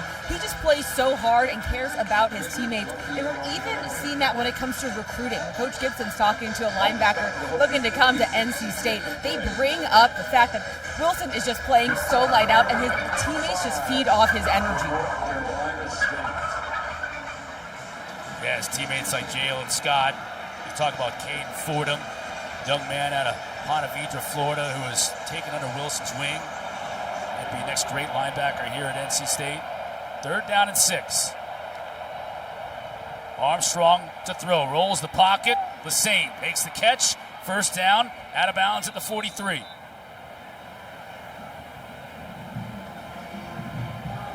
Great job of Brennan Armstrong moving outside the pocket and finding Keon Lassane. Lassane just runs this quick out route, and the defenders, they bail. And just a really good job of finding that open spot in the flat. Armstrong found his man. Just miscommunication by the Virginia Tech linebackers and secondary, and who was going to pick up that man in the flat.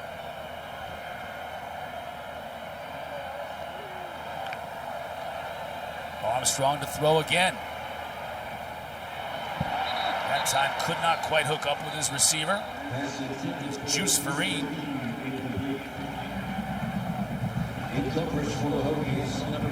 Jalen Jones with a nice job in coverage. Knock it away.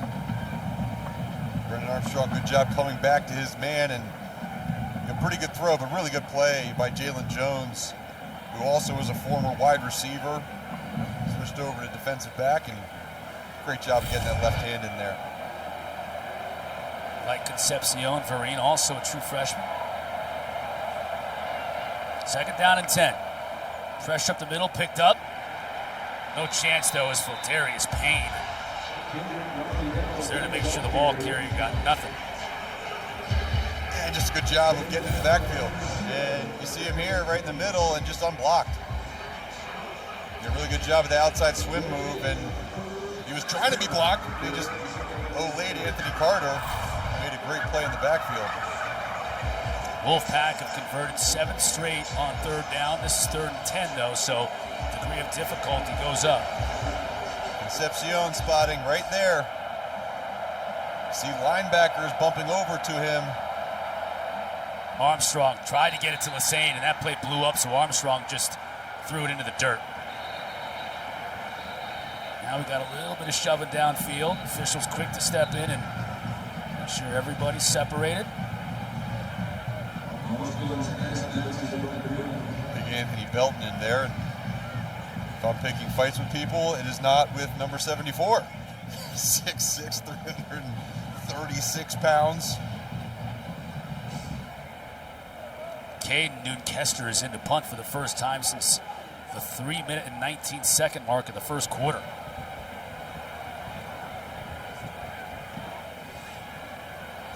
Short kick.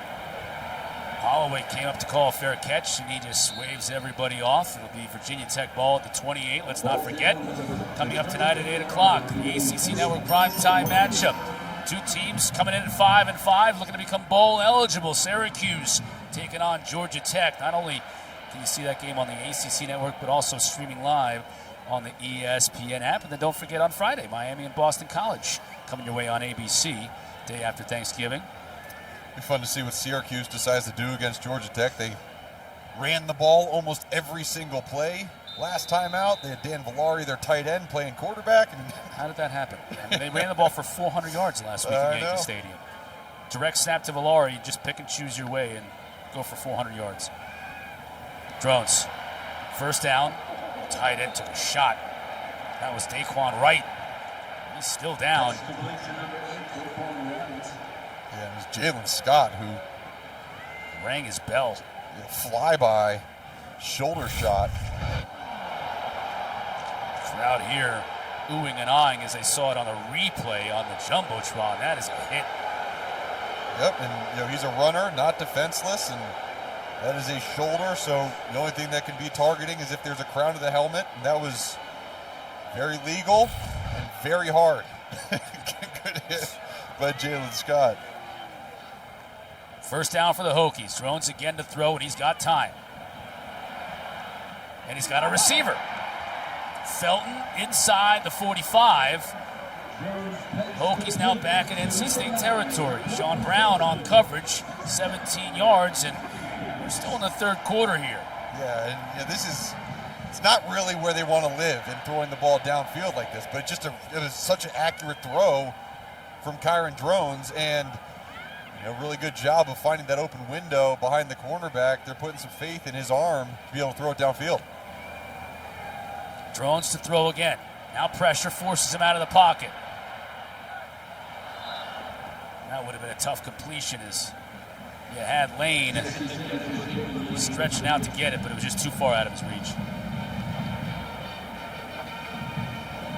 That stops the clock with 33 seconds left to go in this third quarter. Second down and 10 coming up for the Hokies.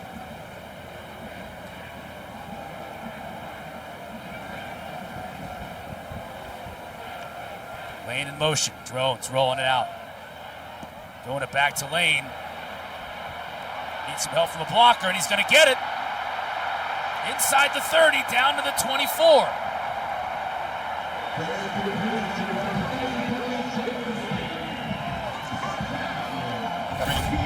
Great execution on this play, and you see Lane, he's going to go in and out, and the whole defense loses him for a second, then he makes guys miss. Just really good job, good play design again by Tyler Bowen. 19 yards.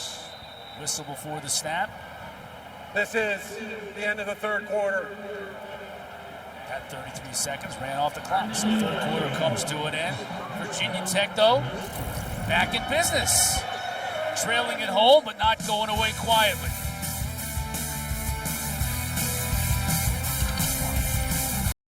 Back in Blacksburg, start of the fourth quarter. NC State 35-14. Virginia Tech, though, hanging in there, using some big plays here in the third quarter, and made a couple here on this drive, and now 1st and 10 inside of Wolfpack territory. Drones has a receiver wide open, and Daquan Felton just dropped it.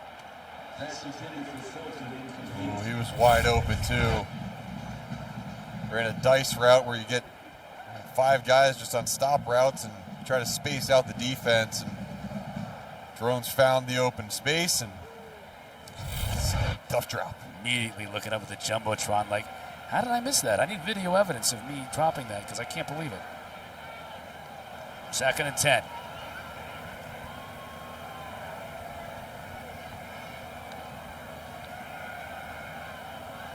Drones has all kinds of time into traffic. Lucky that one didn't get picked off. Once again, Daquan Wright is shaken up.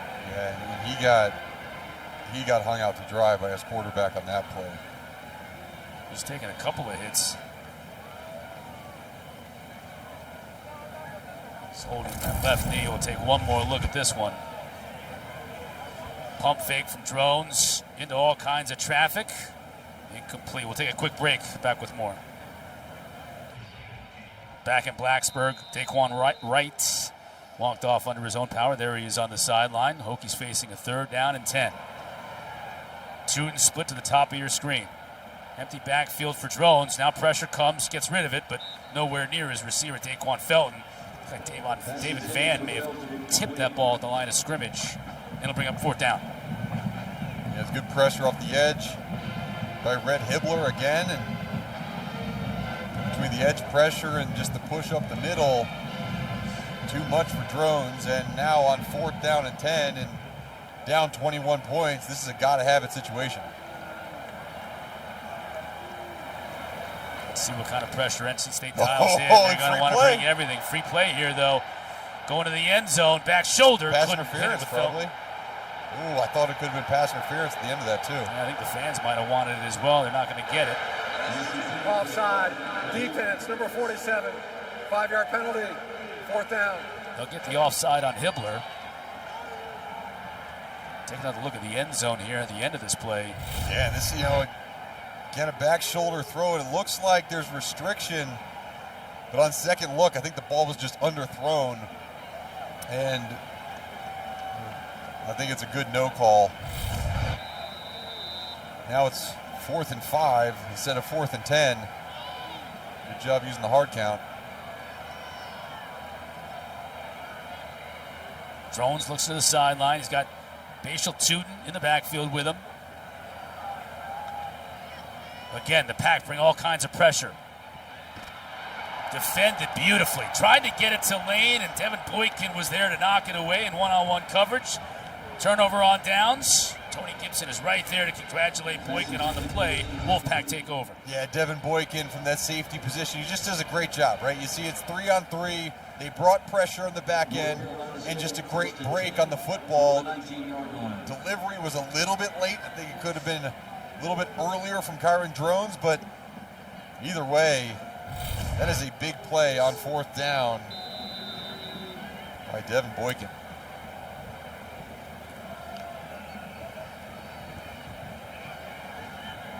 So Brennan Armstrong looks to continue his strong day.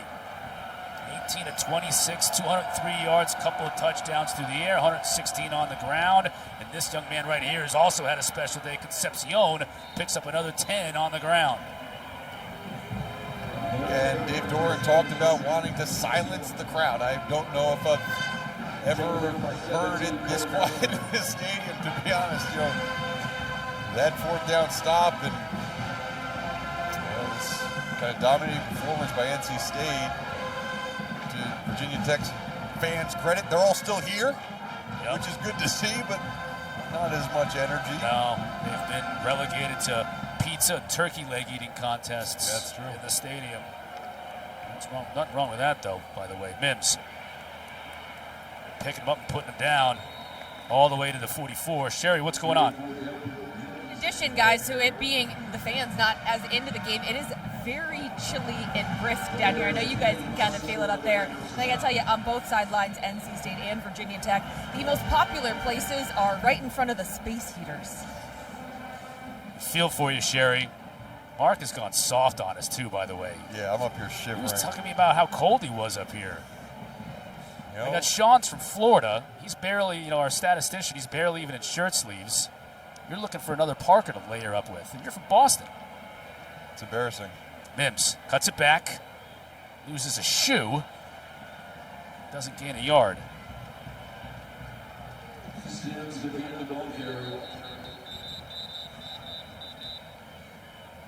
Got a player down on the field. That's going to be a member of the Hokies. We'll get you an update on this young man's condition when we come back. 35-14, NC State on top.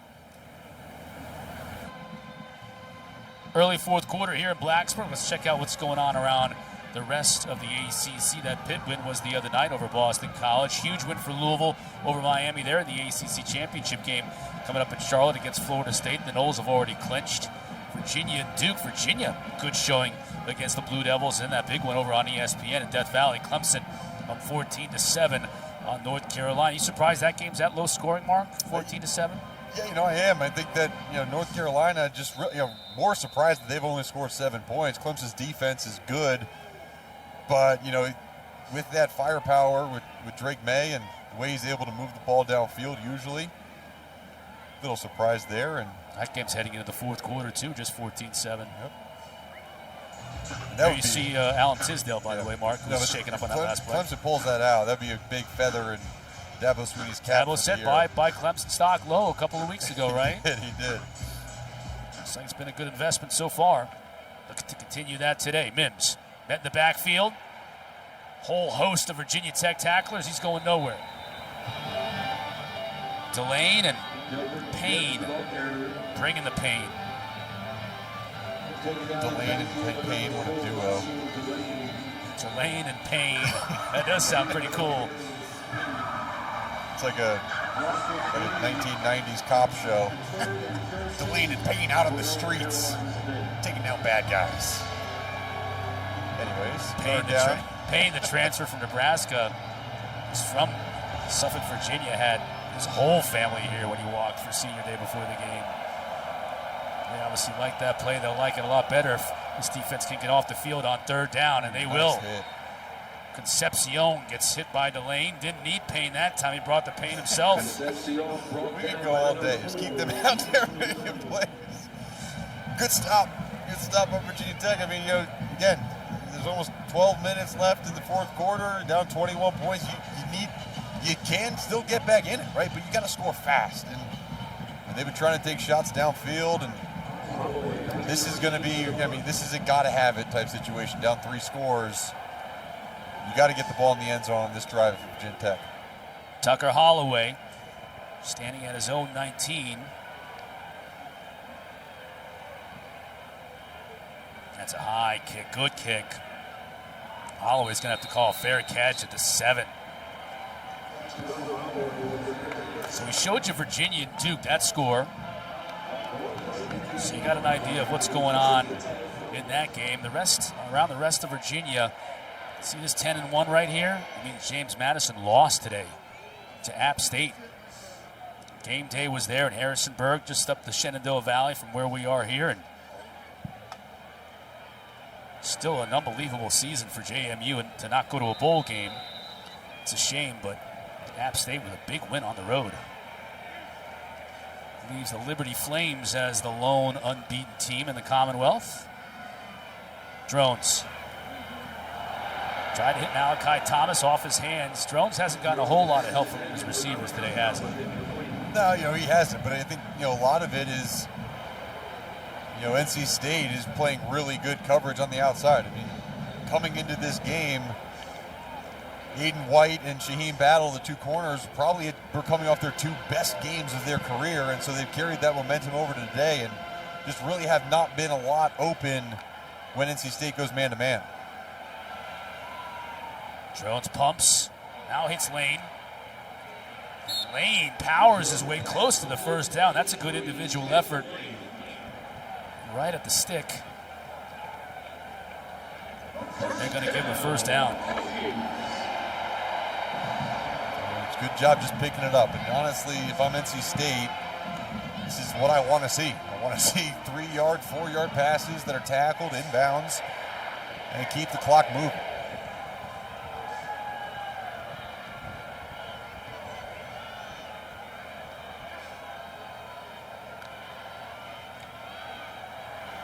Pack bring just 3, allowing Drones to hit his receiver underneath. Wilson with another tackle, pickup of about 4. Again, another, NC State's going to give that to them all day. 3-yard pass right in front of Peyton Wilson, a short tackling linebacker. That's the throw they want Drones to make. Almost intercepted right through the hands of Wright, and Boykin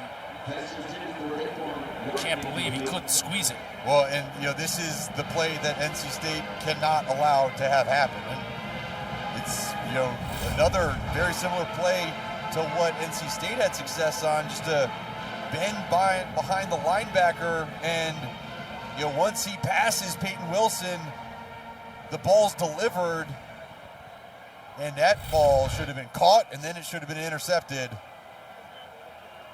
Yeah, you heard Dave Doran say at the halftime interview with Sherry, if there's one thing we need to do a better job of, it's creating turnovers. Got a shot there, couldn't get it done. 3rd down, Drones. Felton. First down. It's a big throw by Drones going through his progression. Just not forcing the football right now. He knows the situation in the game, but hey, I can still take what the defense gives me. found Felton for a first down. First third down conversion of the day for the Hokies. Drones again to throw.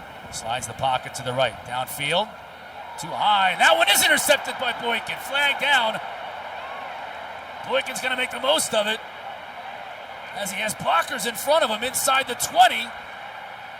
Down inside the 5. Let's check the marker because it's right at the spot where the pick was made. Yeah, it didn't get called back for pass interference, I'm assuming. It did look like Boykin got a bump on Stephen Gosnell before that ball got there.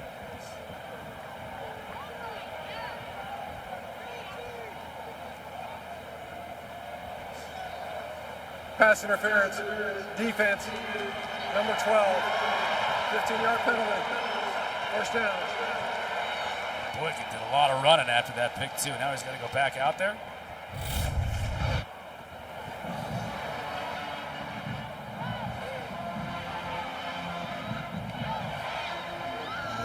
Minimal contact. He did touch him at the top of the route, and really honestly in full speed it looked like more of a bump than it did when it was slowed down, and I do think that caused Stephen Gosnell to have trouble handling the football. I think it was the right call.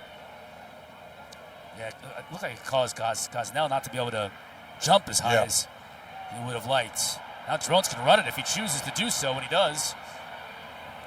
Picks up about 8 yards. Tackled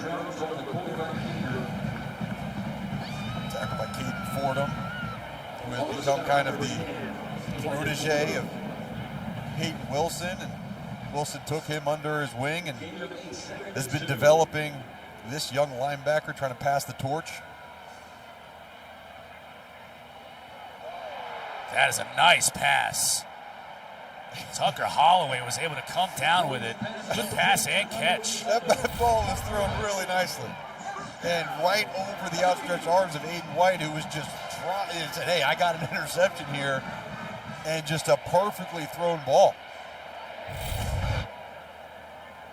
Getting Tucker Holloway involved. Special teams demon now on the offensive end. Another first down. But a lot of time has been coming off the clock. Now pressure on the edge. Drones has got to throw it away. And he does just that. Had a receiver, Gosnell. Benji Gosnell, the younger than Gosnell brothers. As Noah Potter was breathing down his neck. Rolling on the field is an incomplete pass. There was an eligible receiver in the area. Second down. Really good pass rush by Potter. So many playmakers on this defense for NC State, just continuing to pump out guys. And then, Tony Gibson said, look, this is probably the best defensive front that I've had the pleasure of coaching in my 29 years of it's pretty amazing being a coordinator. Right there. Thomas spins away. Now he's got blockers. Inside the 15, brought down at the 12. 24 Malachi Thomas on the carry. First down. That was a really good individual effort by Thomas, Malachi Thomas. Just watch the end, watch Peyton Wilson, right? Like, great run, but there's a white blur that comes out of nowhere, and just a guy playing faster than everybody else in the field, and that's Peyton Wilson. 10th play of this drive has started on their own 8-yard line. Drones. Second level, touchdown, Hokies. Daquan Felton with another touchdown catch. Say what you will, Mark. It took a lot of time off the clock, but that's an impressive drive. Hey, you did what you needed to do. You had to get in the end zone on that drive. And, if it takes a little bit longer, fine. But this is a necessary thing, all right? We can rush up the next couple of series if we have to. But just a really good drive and really accurate throws by Kyron Drones. And great job by Felton on multiple occasions coming up big for his quarterback. 10 plays, 92 yards. They went 92 yards in under 4 minutes. Yep. That's what you want to do. So Coach Pry has to be pleased with his offense. Getting cooking here in the second half. Still down 2 scores, though, here in the fourth. Season isn't over for both these teams. Rivalry games next week. North Carolina and NC State in the Commonwealth Clash here, Virginia and Virginia Tech. Long-time rivalry, and you saw Virginia playing really well against Duke today. They've been playing better these last few weeks, and for Virginia Tech, they need a win to become bowl eligible. Assuming they aren't able to come back today, they'll need to win that game on the road next week. First charge timeout. NC State. NC State wants to call a timeout. 30 seconds. You saw how Virginia Tech was lining up on the kickoff, possibly an onside kick. Yeah, and NC State came out with their hands team, and Virginia Tech, got a surprise onside recovery last week against Boston College, and this could be a potential situation where it's a 2-possession game at least. We want to try to kick an onside kick and get the ball back. When you were in the NFL, you played on a lot of special teams. This is a big moment for special teams right here. It's like, this is what we work for all season long, to have an opportunity now to show what we can do. Yeah, and interestingly, NC State goes away from their hands team and gets their normal kick return team out on the field, and they got to be ready for a slow roller. I mean, Virginia Tech capitalized on that last week, and I'm not sure exactly why you would get all those guys back there, because you don't really need a return. You just can't give up an onside kick. And Lowe is going to kick it deep for the Hokies. And Lassane will call for a fair catch inside his 5-yard line. Virginia Tech has done yeoman's work defensively these last couple of drives, Mark. 11 plays, 41 yards, 3 first downs, but they've kept themselves in the game here in the fourth quarter. Yeah, they have, and they've eliminated the big plays from Brennan Armstrong in this fourth quarter so far. But they need another one. You go down by that many points that early, every single time that the opponent has the ball, you got to stop them. You got to stop them fast. The big Penix. I had a feeling this was going to be a quarterback run with Penix in the backfield. Flags down in the backfield. Armstrong took a big hit.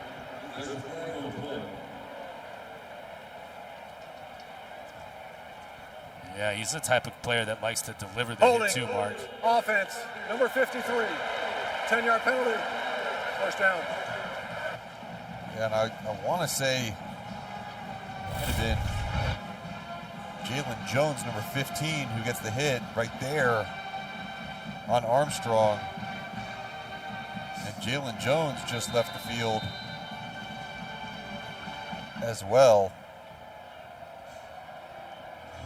Keep an eye on Armstrong. He is a tough guy. Some ball carriers, when they carry the ball, it's hard to hit them directly. I feel like Armstrong, he gets hit and he delivers hits. You know what I'm saying? Like he's not doing a lot of dodging or avoiding at the end of runs. Virginia Tech defense stands up, stopping Raphael for no gain, maybe even a loss of a yard. Pollard, the lunch pail carrier, in the mix.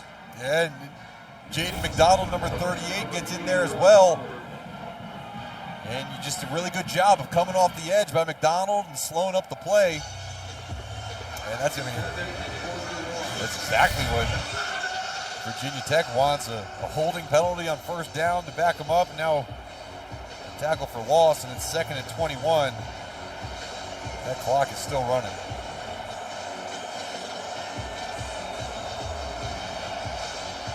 Yeah, after the holding penalty, they are backed up. The play clock all the way down to 1. Raphael picks up a handful, but it'll bring up a huge 3rd down.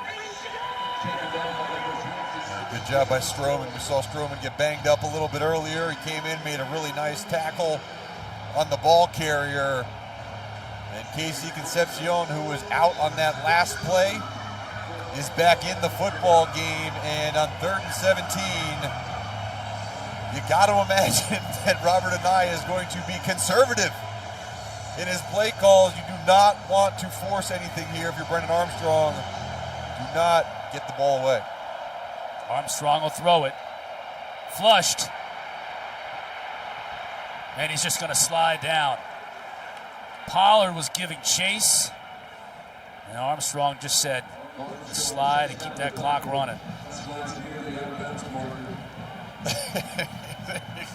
You can read lips. He's maybe wondering what the heck that was down the field. And they tried to get the routes run deep, but good pressure from Virginia Tech. Smart play by Armstrong, though, not to throw it away. Yes. And not to run out of bounds. Keep that clock rolling, even though that'll force a punt here. Third straight punt for NC State.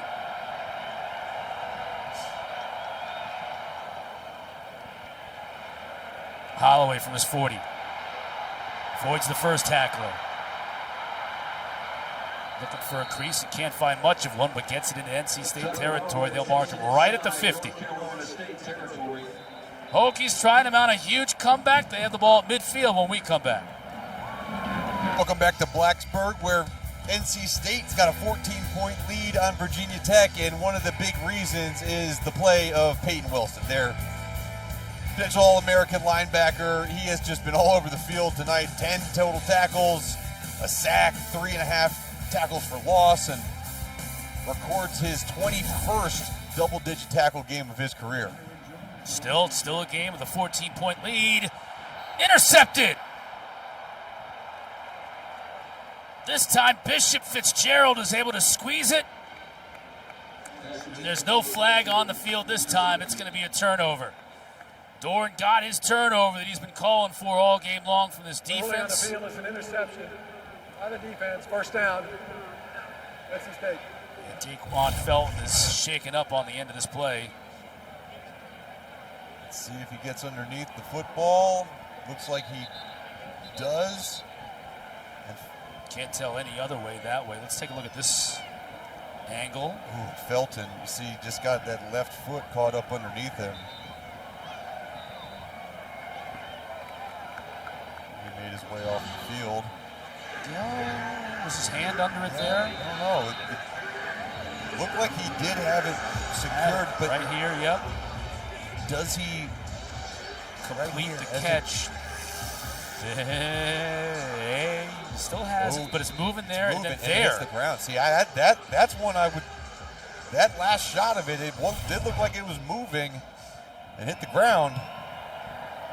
Ooh, and the false start is going to give the booth another opportunity to look at it. To be honest, I feel like that's one that they Before should the look snap, at anyways. ball start, offense, center, 5-yard penalty, first down. Got the turnover bone. You get a turnover, you sign the bone. Whoever has the most signatures at the end of the season gets to keep the bone. Oh, and then, wow. And then once they get married, they'll probably have to throw it away. For sure they'll have to throw it away. Or put it in a box somewhere in the corner of the basement. I was going to tell you, I mean, I had like a... They want to put it on the mantle. No, honey. I had all those things, and from my career, I'm like, yep, they're gone. Look at Concepcion. Stays in bounds, tackled by Stroman. Taken down by 26, Jacob Stroman. Another injured player on the field. That's Josh Fuga. Fuga looks like he's holding his left shoulder.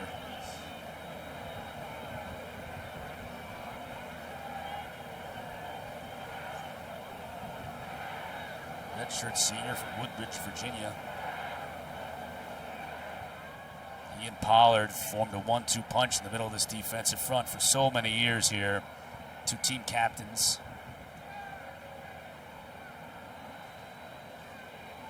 Yeah, let's hope he's all right. And I mean, you think about this NC State offense and really how much struggle they had at one point in the season. You know, that Duke game where they only scored 3 points really was a wake-up call for this offense and say, hey, look, we need to start huddling. We need to start changing how we do everything. And they had a quarterback, and that quarterback then red shirts, and Brennan Armstrong comes in. And, I mean, what a night for Brennan Armstrong. 200 yards passing, 2 touchdowns through the air, 110 yards rushing, 2 touchdowns on the ground. And this is a guy who was benched 6 games ago.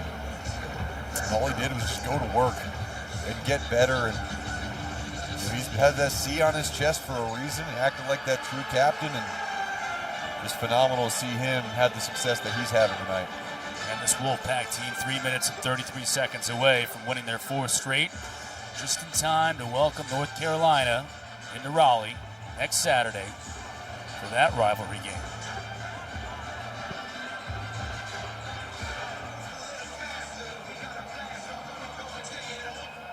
And you know that stadium, Carter Finley, is going to be rocking next Saturday.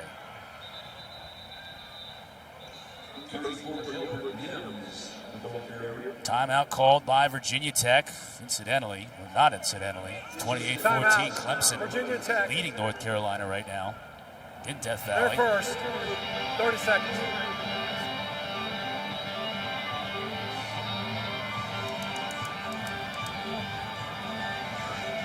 Well, things went awry for Coach Pry and his Virginia Tech team really in that second quarter. That's when NC State started rolling and scoring touchdowns on successive drives, 4 straight drives, as a matter of fact, into the third quarter. But if you're Coach Pry, Mark, even if you can't come back in this game, I think you have to feel at least okay, pretty good about the way your team played in the second half when they could have rolled over, and they did the exact opposite. Oh yeah, they definitely didn't roll over. They definitely didn't quit. I think, one thing that you will learn about Virginia Tech and NC State, for that matter, is there is absolutely no quit in any one of these players on the field.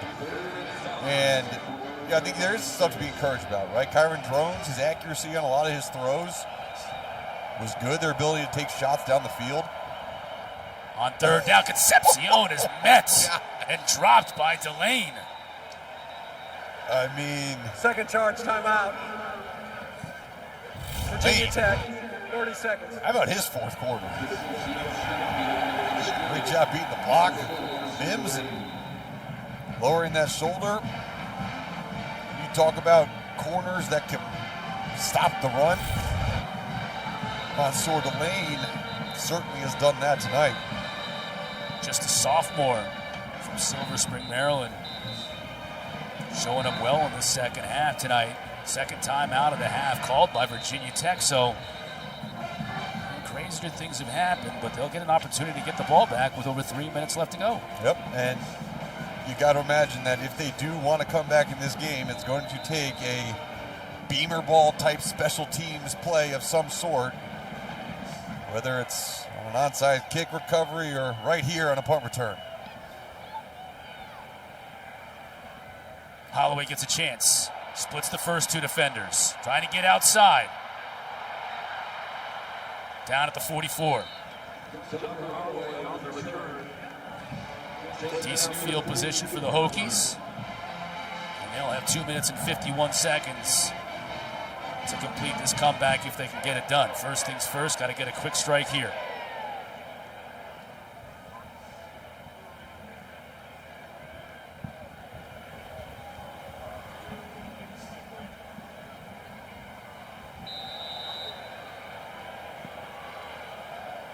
Drones with Malachi Thomas in the backfield. Drones will run, and he's got blockers in front of him. Inside Wolfpack territory, look at that run. Lowers his shoulder and gets to the 34. That is 6'2", 235 pounds running like that. NC State's dropping 8, just flooding the zones, and good call with the quarterback draw. And a wide open receiver. Inside the 15, almost lost a football, but got it back. Daquan Wright. And just saying, go out of bounds. Like, go out of bounds, stop the clock. He was thinking touchdown. Yeah, well, I mean, he was at the 15-yard line. Guys all around him. You got to get out of bounds. Boykin stops the clock with an injury. Yeah. You see Wright catching his breath. Yeah. And he's also taking some shots today, too. You've seen on a couple of plays, Daquan Wright getting beat up. Big boy, though, 6'4", 250. Let's take a look at this play again. As Wright was wide open in the flat. Yeah, he was, and he just sneaked out, and Boykin looked like he has eyes in the wrong spot, and right there is where he missed the tackle, and right there, you just go out of bounds. After that first broken tackle, you stay in bounds, and unfortunately for Virginia Tech. The clock does stop here because of the injury. That's got to be a cramp on Boykin because he got up and he's back on his feet. He'll walk over to the sideline. Get some electrolytes back in him.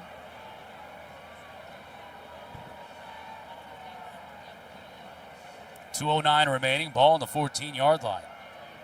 He's trying to catch his breath. He's going to be needed at some point these last couple minutes. Really provided a spark at that tight end position with Nick Gallo, their captain and starter at that position, out for the year.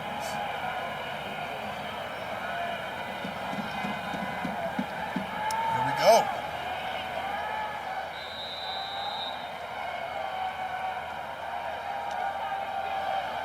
NC State brings just 3.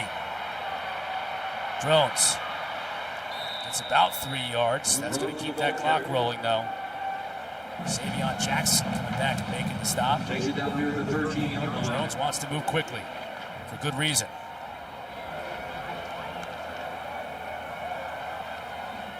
Looking at the end zone. As a receiver, Gosnell makes the catch. What a throw from Kyron Drones. And NC State, again, they dropped 8. Dropped everyone back in coverage. And you see Gosnell, number 12, on the left side of your screen, just with a simple corner route. And catches the safety, Sean Brown, a little flat-footed, and a perfectly thrown ball by Drones. What a second half for Kyron Drones in this Virginia Tech offense.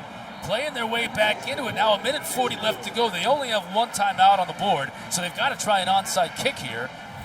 But to your point earlier, Mark, it's time for some Beamer ball. Yeah, and they're only going to rush 3 guys, and these guys are tired. I mean, they've been working hard, and look at the time that Kyron Drones has to find that corner route. There's just no pressure in his face, and does a great job of allowing the route to develop, and a good job of Stephen Gosnell coming back to the football and making the throw easier for his quarterback. And here's, okay, if you ever needed a big special teams play, here it is. Virginia Tech down 7 points, 1 timeout left, a minute 40 on the clock. It's basically you recover this or you go home. You can see the offense there, first half versus the second half. Drones, 12 of 23, 209, and 3 touchdowns with that 1 pick in the second half.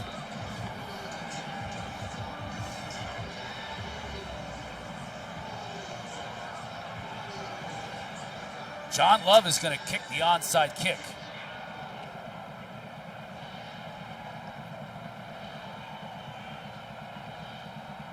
Puts a toe into it, looking for the bounce. And it takes a very fortuitous NC State bounce. Really didn't get the knuckling bounce that he hoped for, and Mims, the running back, fell right on it. At the 48-yard line. Just didn't get a funny bounce on it. He was looking for that 2-hopper to have that bounce up in the air, and just really honestly, I think put it out a little bit too far, too fast. And we saw number 33, Bashal Tootin, was the guy they were trying to 1-hop that to. And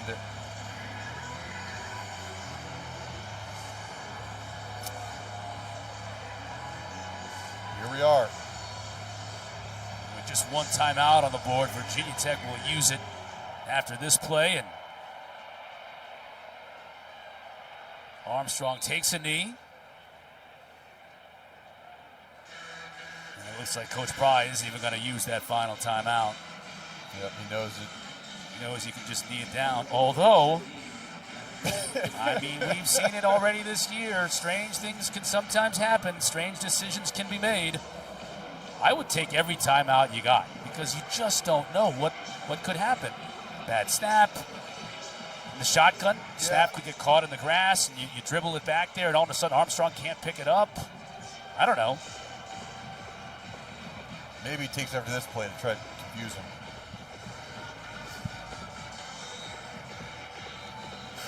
Now Dave Dorn will call a timeout. NC State. After running that 30 play seconds. clock down.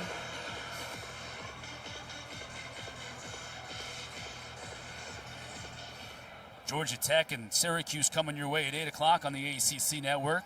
Huddle crews down there in Atlanta. They'll get you set, get you updated on what's going on with Virginia, Duke, and North Carolina, Clemson. North Carolina, Clemson being played at this moment over on ESPN. Give you all the highlights of the Louisville-Miami game earlier on in the day. That was a crazy finish. Louisville secured their spot in the ACC championship game. What a year for Coach Brom in his first year back to Louisville.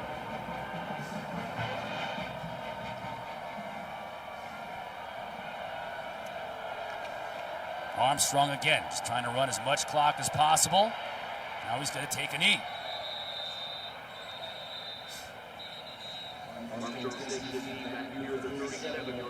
And now it looks like that final timeout will be called by Coach Bryan, Virginia Tech, as the clock is stopped at 45 seconds on third down.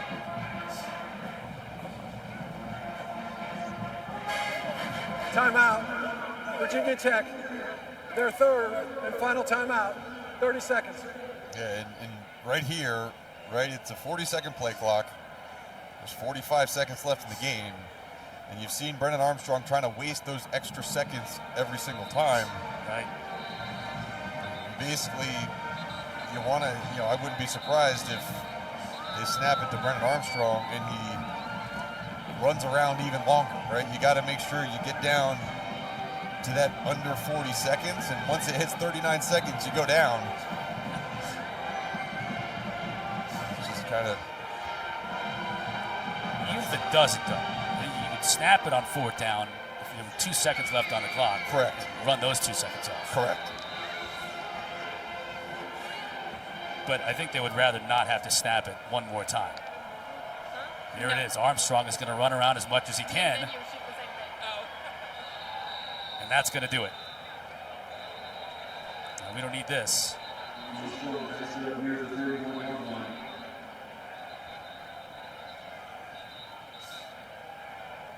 Jenkins at the bottom of the pile. Armstrong's already come up.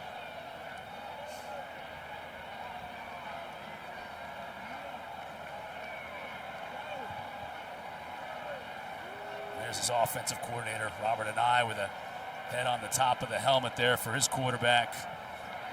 He knows he's had a great game today on the road in a hostile environment and a dub on the final scoreboard for NC State. And because Brennan Armstrong lost all those yards on that last drive, he nets under 100 yards during the game, but still 4 touchdowns. Credit to him. Phenomenal day by Brennan Armstrong. Great job by Casey Concepcion as well. The country is really starting to find out what this young man out of Charlotte is all about, the true freshman. There he is. Had a big day in the backfield, catching the ball, using him in all kinds of ways. Even had a touchdown pass earlier in the game. He is a star, not only a star in the making, he's already a star for NC State. And Bashal Tootin and the Virginia Tech Hokies disappointed to lose on senior day here in Blacksburg, but a big game next week in Charlottesville against the Virginia Cavaliers and an opportunity to become bowl eligible in that game to wrap up the year.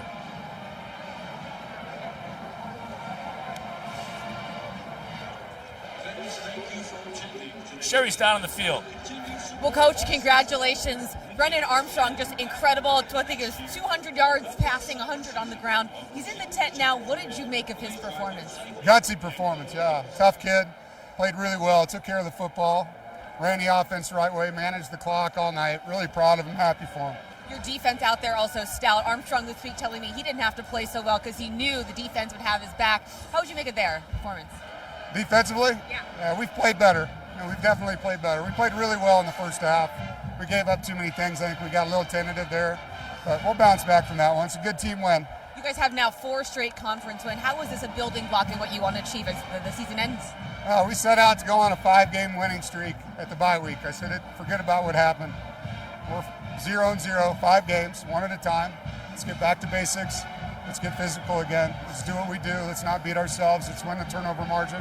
That's 4 straight. Now we got to go play our rival this week. I can't wait. Well on your way. Congrats, Coach. Thank you. Thanks a lot. Go Pack.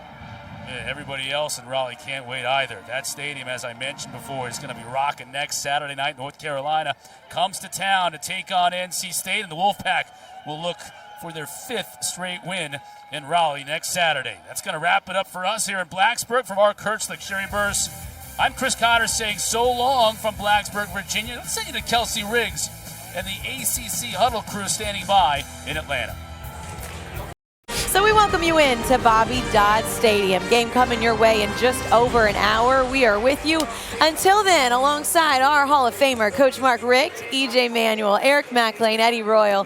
I'm Kelsey Riggs. Great to be with you. And how about what we just saw from Brennan Armstrong and NC State? Yes, we always talk about the defense. Yes, they deserve it. They were able to do good things against Kyron Drones in this offense. But EJ, let's start with what we saw from Brennan Armstrong, who is now back being the starter for the 2nd straight game and delivered for this team. Yeah, 2 weeks in a row where he's taking care of the football. And Coach Doran, going into the half, he said, we got to win the turnover margin, and that's exactly what they did. I really like the way that Coach Robert and the offensive coordinator, gets the ball to KC Concepcion. And I think that's really impressive, because not only do they do it with actual vertical passing game, it's also jet sweeps, it's also flat routes, and, off play action. So again, multitudes of ways to find their playmakers, and a really good job by BA. And we just figured that would happen with somebody. We didn't know who it would be, Coach. Yeah, when you look at this, Virginia offensive pass, Syracuse offensive pass, for offensive coordinator Robert and I, he finds that guy that can do everything. It just happens to be a young freshman. Are you surprised that a young guy like that can take all of that knowledge and position work? Well, I think if you're careful what you call things to make sure he understands what he's doing. I've had young guys where I've called the play and tagged what he does on the play just to make Sounds sure like the NFL. Exactly. Or sometimes you might have a signaler who signals exactly the route concept if a guy's struggling. Sure. If you practice enough during the week, I'm sure he's fine. But the thing I'm most impressed about this season is Coach Doring himself and the job he's done of keeping everybody together. And I think the team just feeds off this guy. He's a winner. He doesn't take any crap. And I think these guys want to have his back.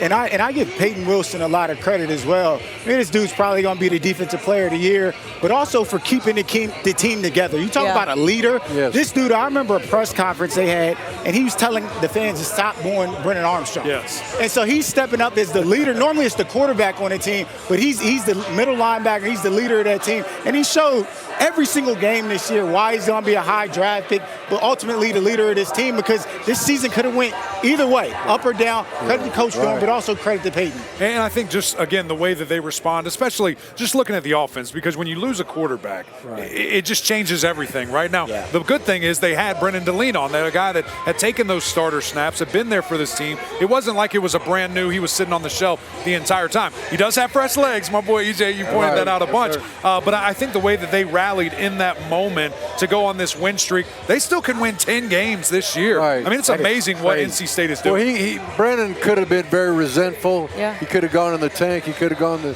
in a bad direction, not knowing that he might be in a game or two. You got to give him a lot of credit for his maturity. Well, he's got an opportunity to finish the way that he wanted this entire season to go. KC Concepcion also, you guys are mentioning what he did. 2 receiving touchdowns and that passing touchdown. First FBS player to do multiple receiving touchdowns and a passing touchdown in a game only since 2022, but it was Xavier Worthy who did it. So not an easy thing to do. Impressive stuff all the way around from the freshman who's going to have just a phenomenal career ahead of him. So NC State taking on Virginia Tech. Let's get to the action that we saw here and take you to the second quarter. Scoreless in this one. Lane Stadium excited. Brennan Armstrong, starting quarterback for them again. And Armstrong finds KC Concepcion. That is just the beginning for him, EJ. Concepcion, he always open. Look, I love the way Coach Robert and I moves around, getting the football. Then Virginia Tech trying to get back in it. Eddie, how about this play? Yeah, I love it. Hey, you weren't getting anything going. Traditional offense. Nice little change up, Bradshaw. Xavier Turner, Bradshaw there. That makes it a 14-7 game. Then Concepcion again. Mr. Do It All. Just get this guy the football. He's that special. They did it a bunch of different ways tonight. How about Brennan Armstrong finds Delbert Mims on the screen? Come on, Delbert. He takes it to the 2. It had to be so much fun for Brennan just to have some fun throwing and catching and scoring and running instead of sitting on that sorry-ass bench. And against the Hokies, when too, he's able to do this. Yeah. Takes off, takes it 43 yards, and then eventually gets swallowed up. It's a first down for the Wolfpack. And then how about this? KC Concepcion, this time on the handoff. Give him a touchdown pass. And he can pass. What can't he do? What can't he do? NC State wins it 35-28. And, Coach, let's go back to what you just said, because it has to be so fun, so rewarding, so refreshing for Brennan Armstrong. What? I'm like, chill on the adjectives. Go. I like it. I was like, you don't think it is? I thought she was on a roll. Keep going. She was. Rewarding, refreshing, rejuvenating. Yes. Reinvigorating. It was amazing. His career got It was a resounding. What did Brennan Armstrong do? I'm just proud of the guy. I mean, he had this great career going. He goes to the new place there. He got his coordinator back. Everything's going to be awesome. It's not. He gets benched. He gets beat up, whatever it was. Now he's back in the game after sitting the bench and has played beautifully. Fresh legs. And he's just having a good time. I'm happy for him. Yeah, I'm right there with you, Coach. He is having fun, man. And I'm glad to see a guy get rewarded like this because, again, it is humiliating to get benched. When you get your position taken, your teammates looking at you sideways, fans obviously looking at you sideways, come in for a purpose, but then he gets back in the saddle, playing really good football. So I hope he continues it and finish out the season. And just seeing this team rally. I mean, the way that they're doing it, defense obviously has been playing with their hair on fire all year long. I mentioned Peyton Wilson earlier. That guy is a freak of nature, one of the best linebackers, if not the best linebacker in the entire country. The things that he can do, the tackles for loss, when he gets his hands on the football, he scores touchdowns. I mean, he knows what to do with it. So can't wait to see him next week. That's going to be a lot of fun, live and in person there. And just the tenacious attitude of this team is reflected by Coach Doran. I mean, they totally take what he does, what he gives, that blue-collar mentality, No doubt. and they show that on the field. And then shout out to Robert and I, because he's not blessed with a ton of playmakers on this offense, but he finds a way to do it. I mean, to put up 35 points against this really good Virginia Tech defense in Lane Stadium, where they had been playing great all year long. So shout out to him. And then KC Concepcion. I mean, he's one of the best true freshmen in the country. And you got to protect him, right? Because people are going to come after him. That's just the world that we live in. And so I know he's having a great year and enjoying his time at NC State, but he does it in so many different ways. Explain what you mean by protecting. Because I Don't let him out of your break my sight. man off, because you might have to, right? NIL world, he done earned some money, right? Yeah, no doubt. But he does it so well. I mean, for a young player to come in and have the impact that he's had, he's a great route runner. You can hand it to him, and then he could throw the ball. So it's crazy. So he's an impact guy. Yeah, and I think it's just been so impressive how he can absorb all that information, a young freshman, all that responsibility. It's impressive. 4th straight win in conference play for this team. You guys talked about Dave Doran and how he has been able to rally his group. He said after the bye week, they wanted to win all of their games the rest of the season. Been a good start for them so far, and we'll see them live in person, as you mentioned, as they play North Carolina for the final game of the regular season next week. Looking forward to that trip.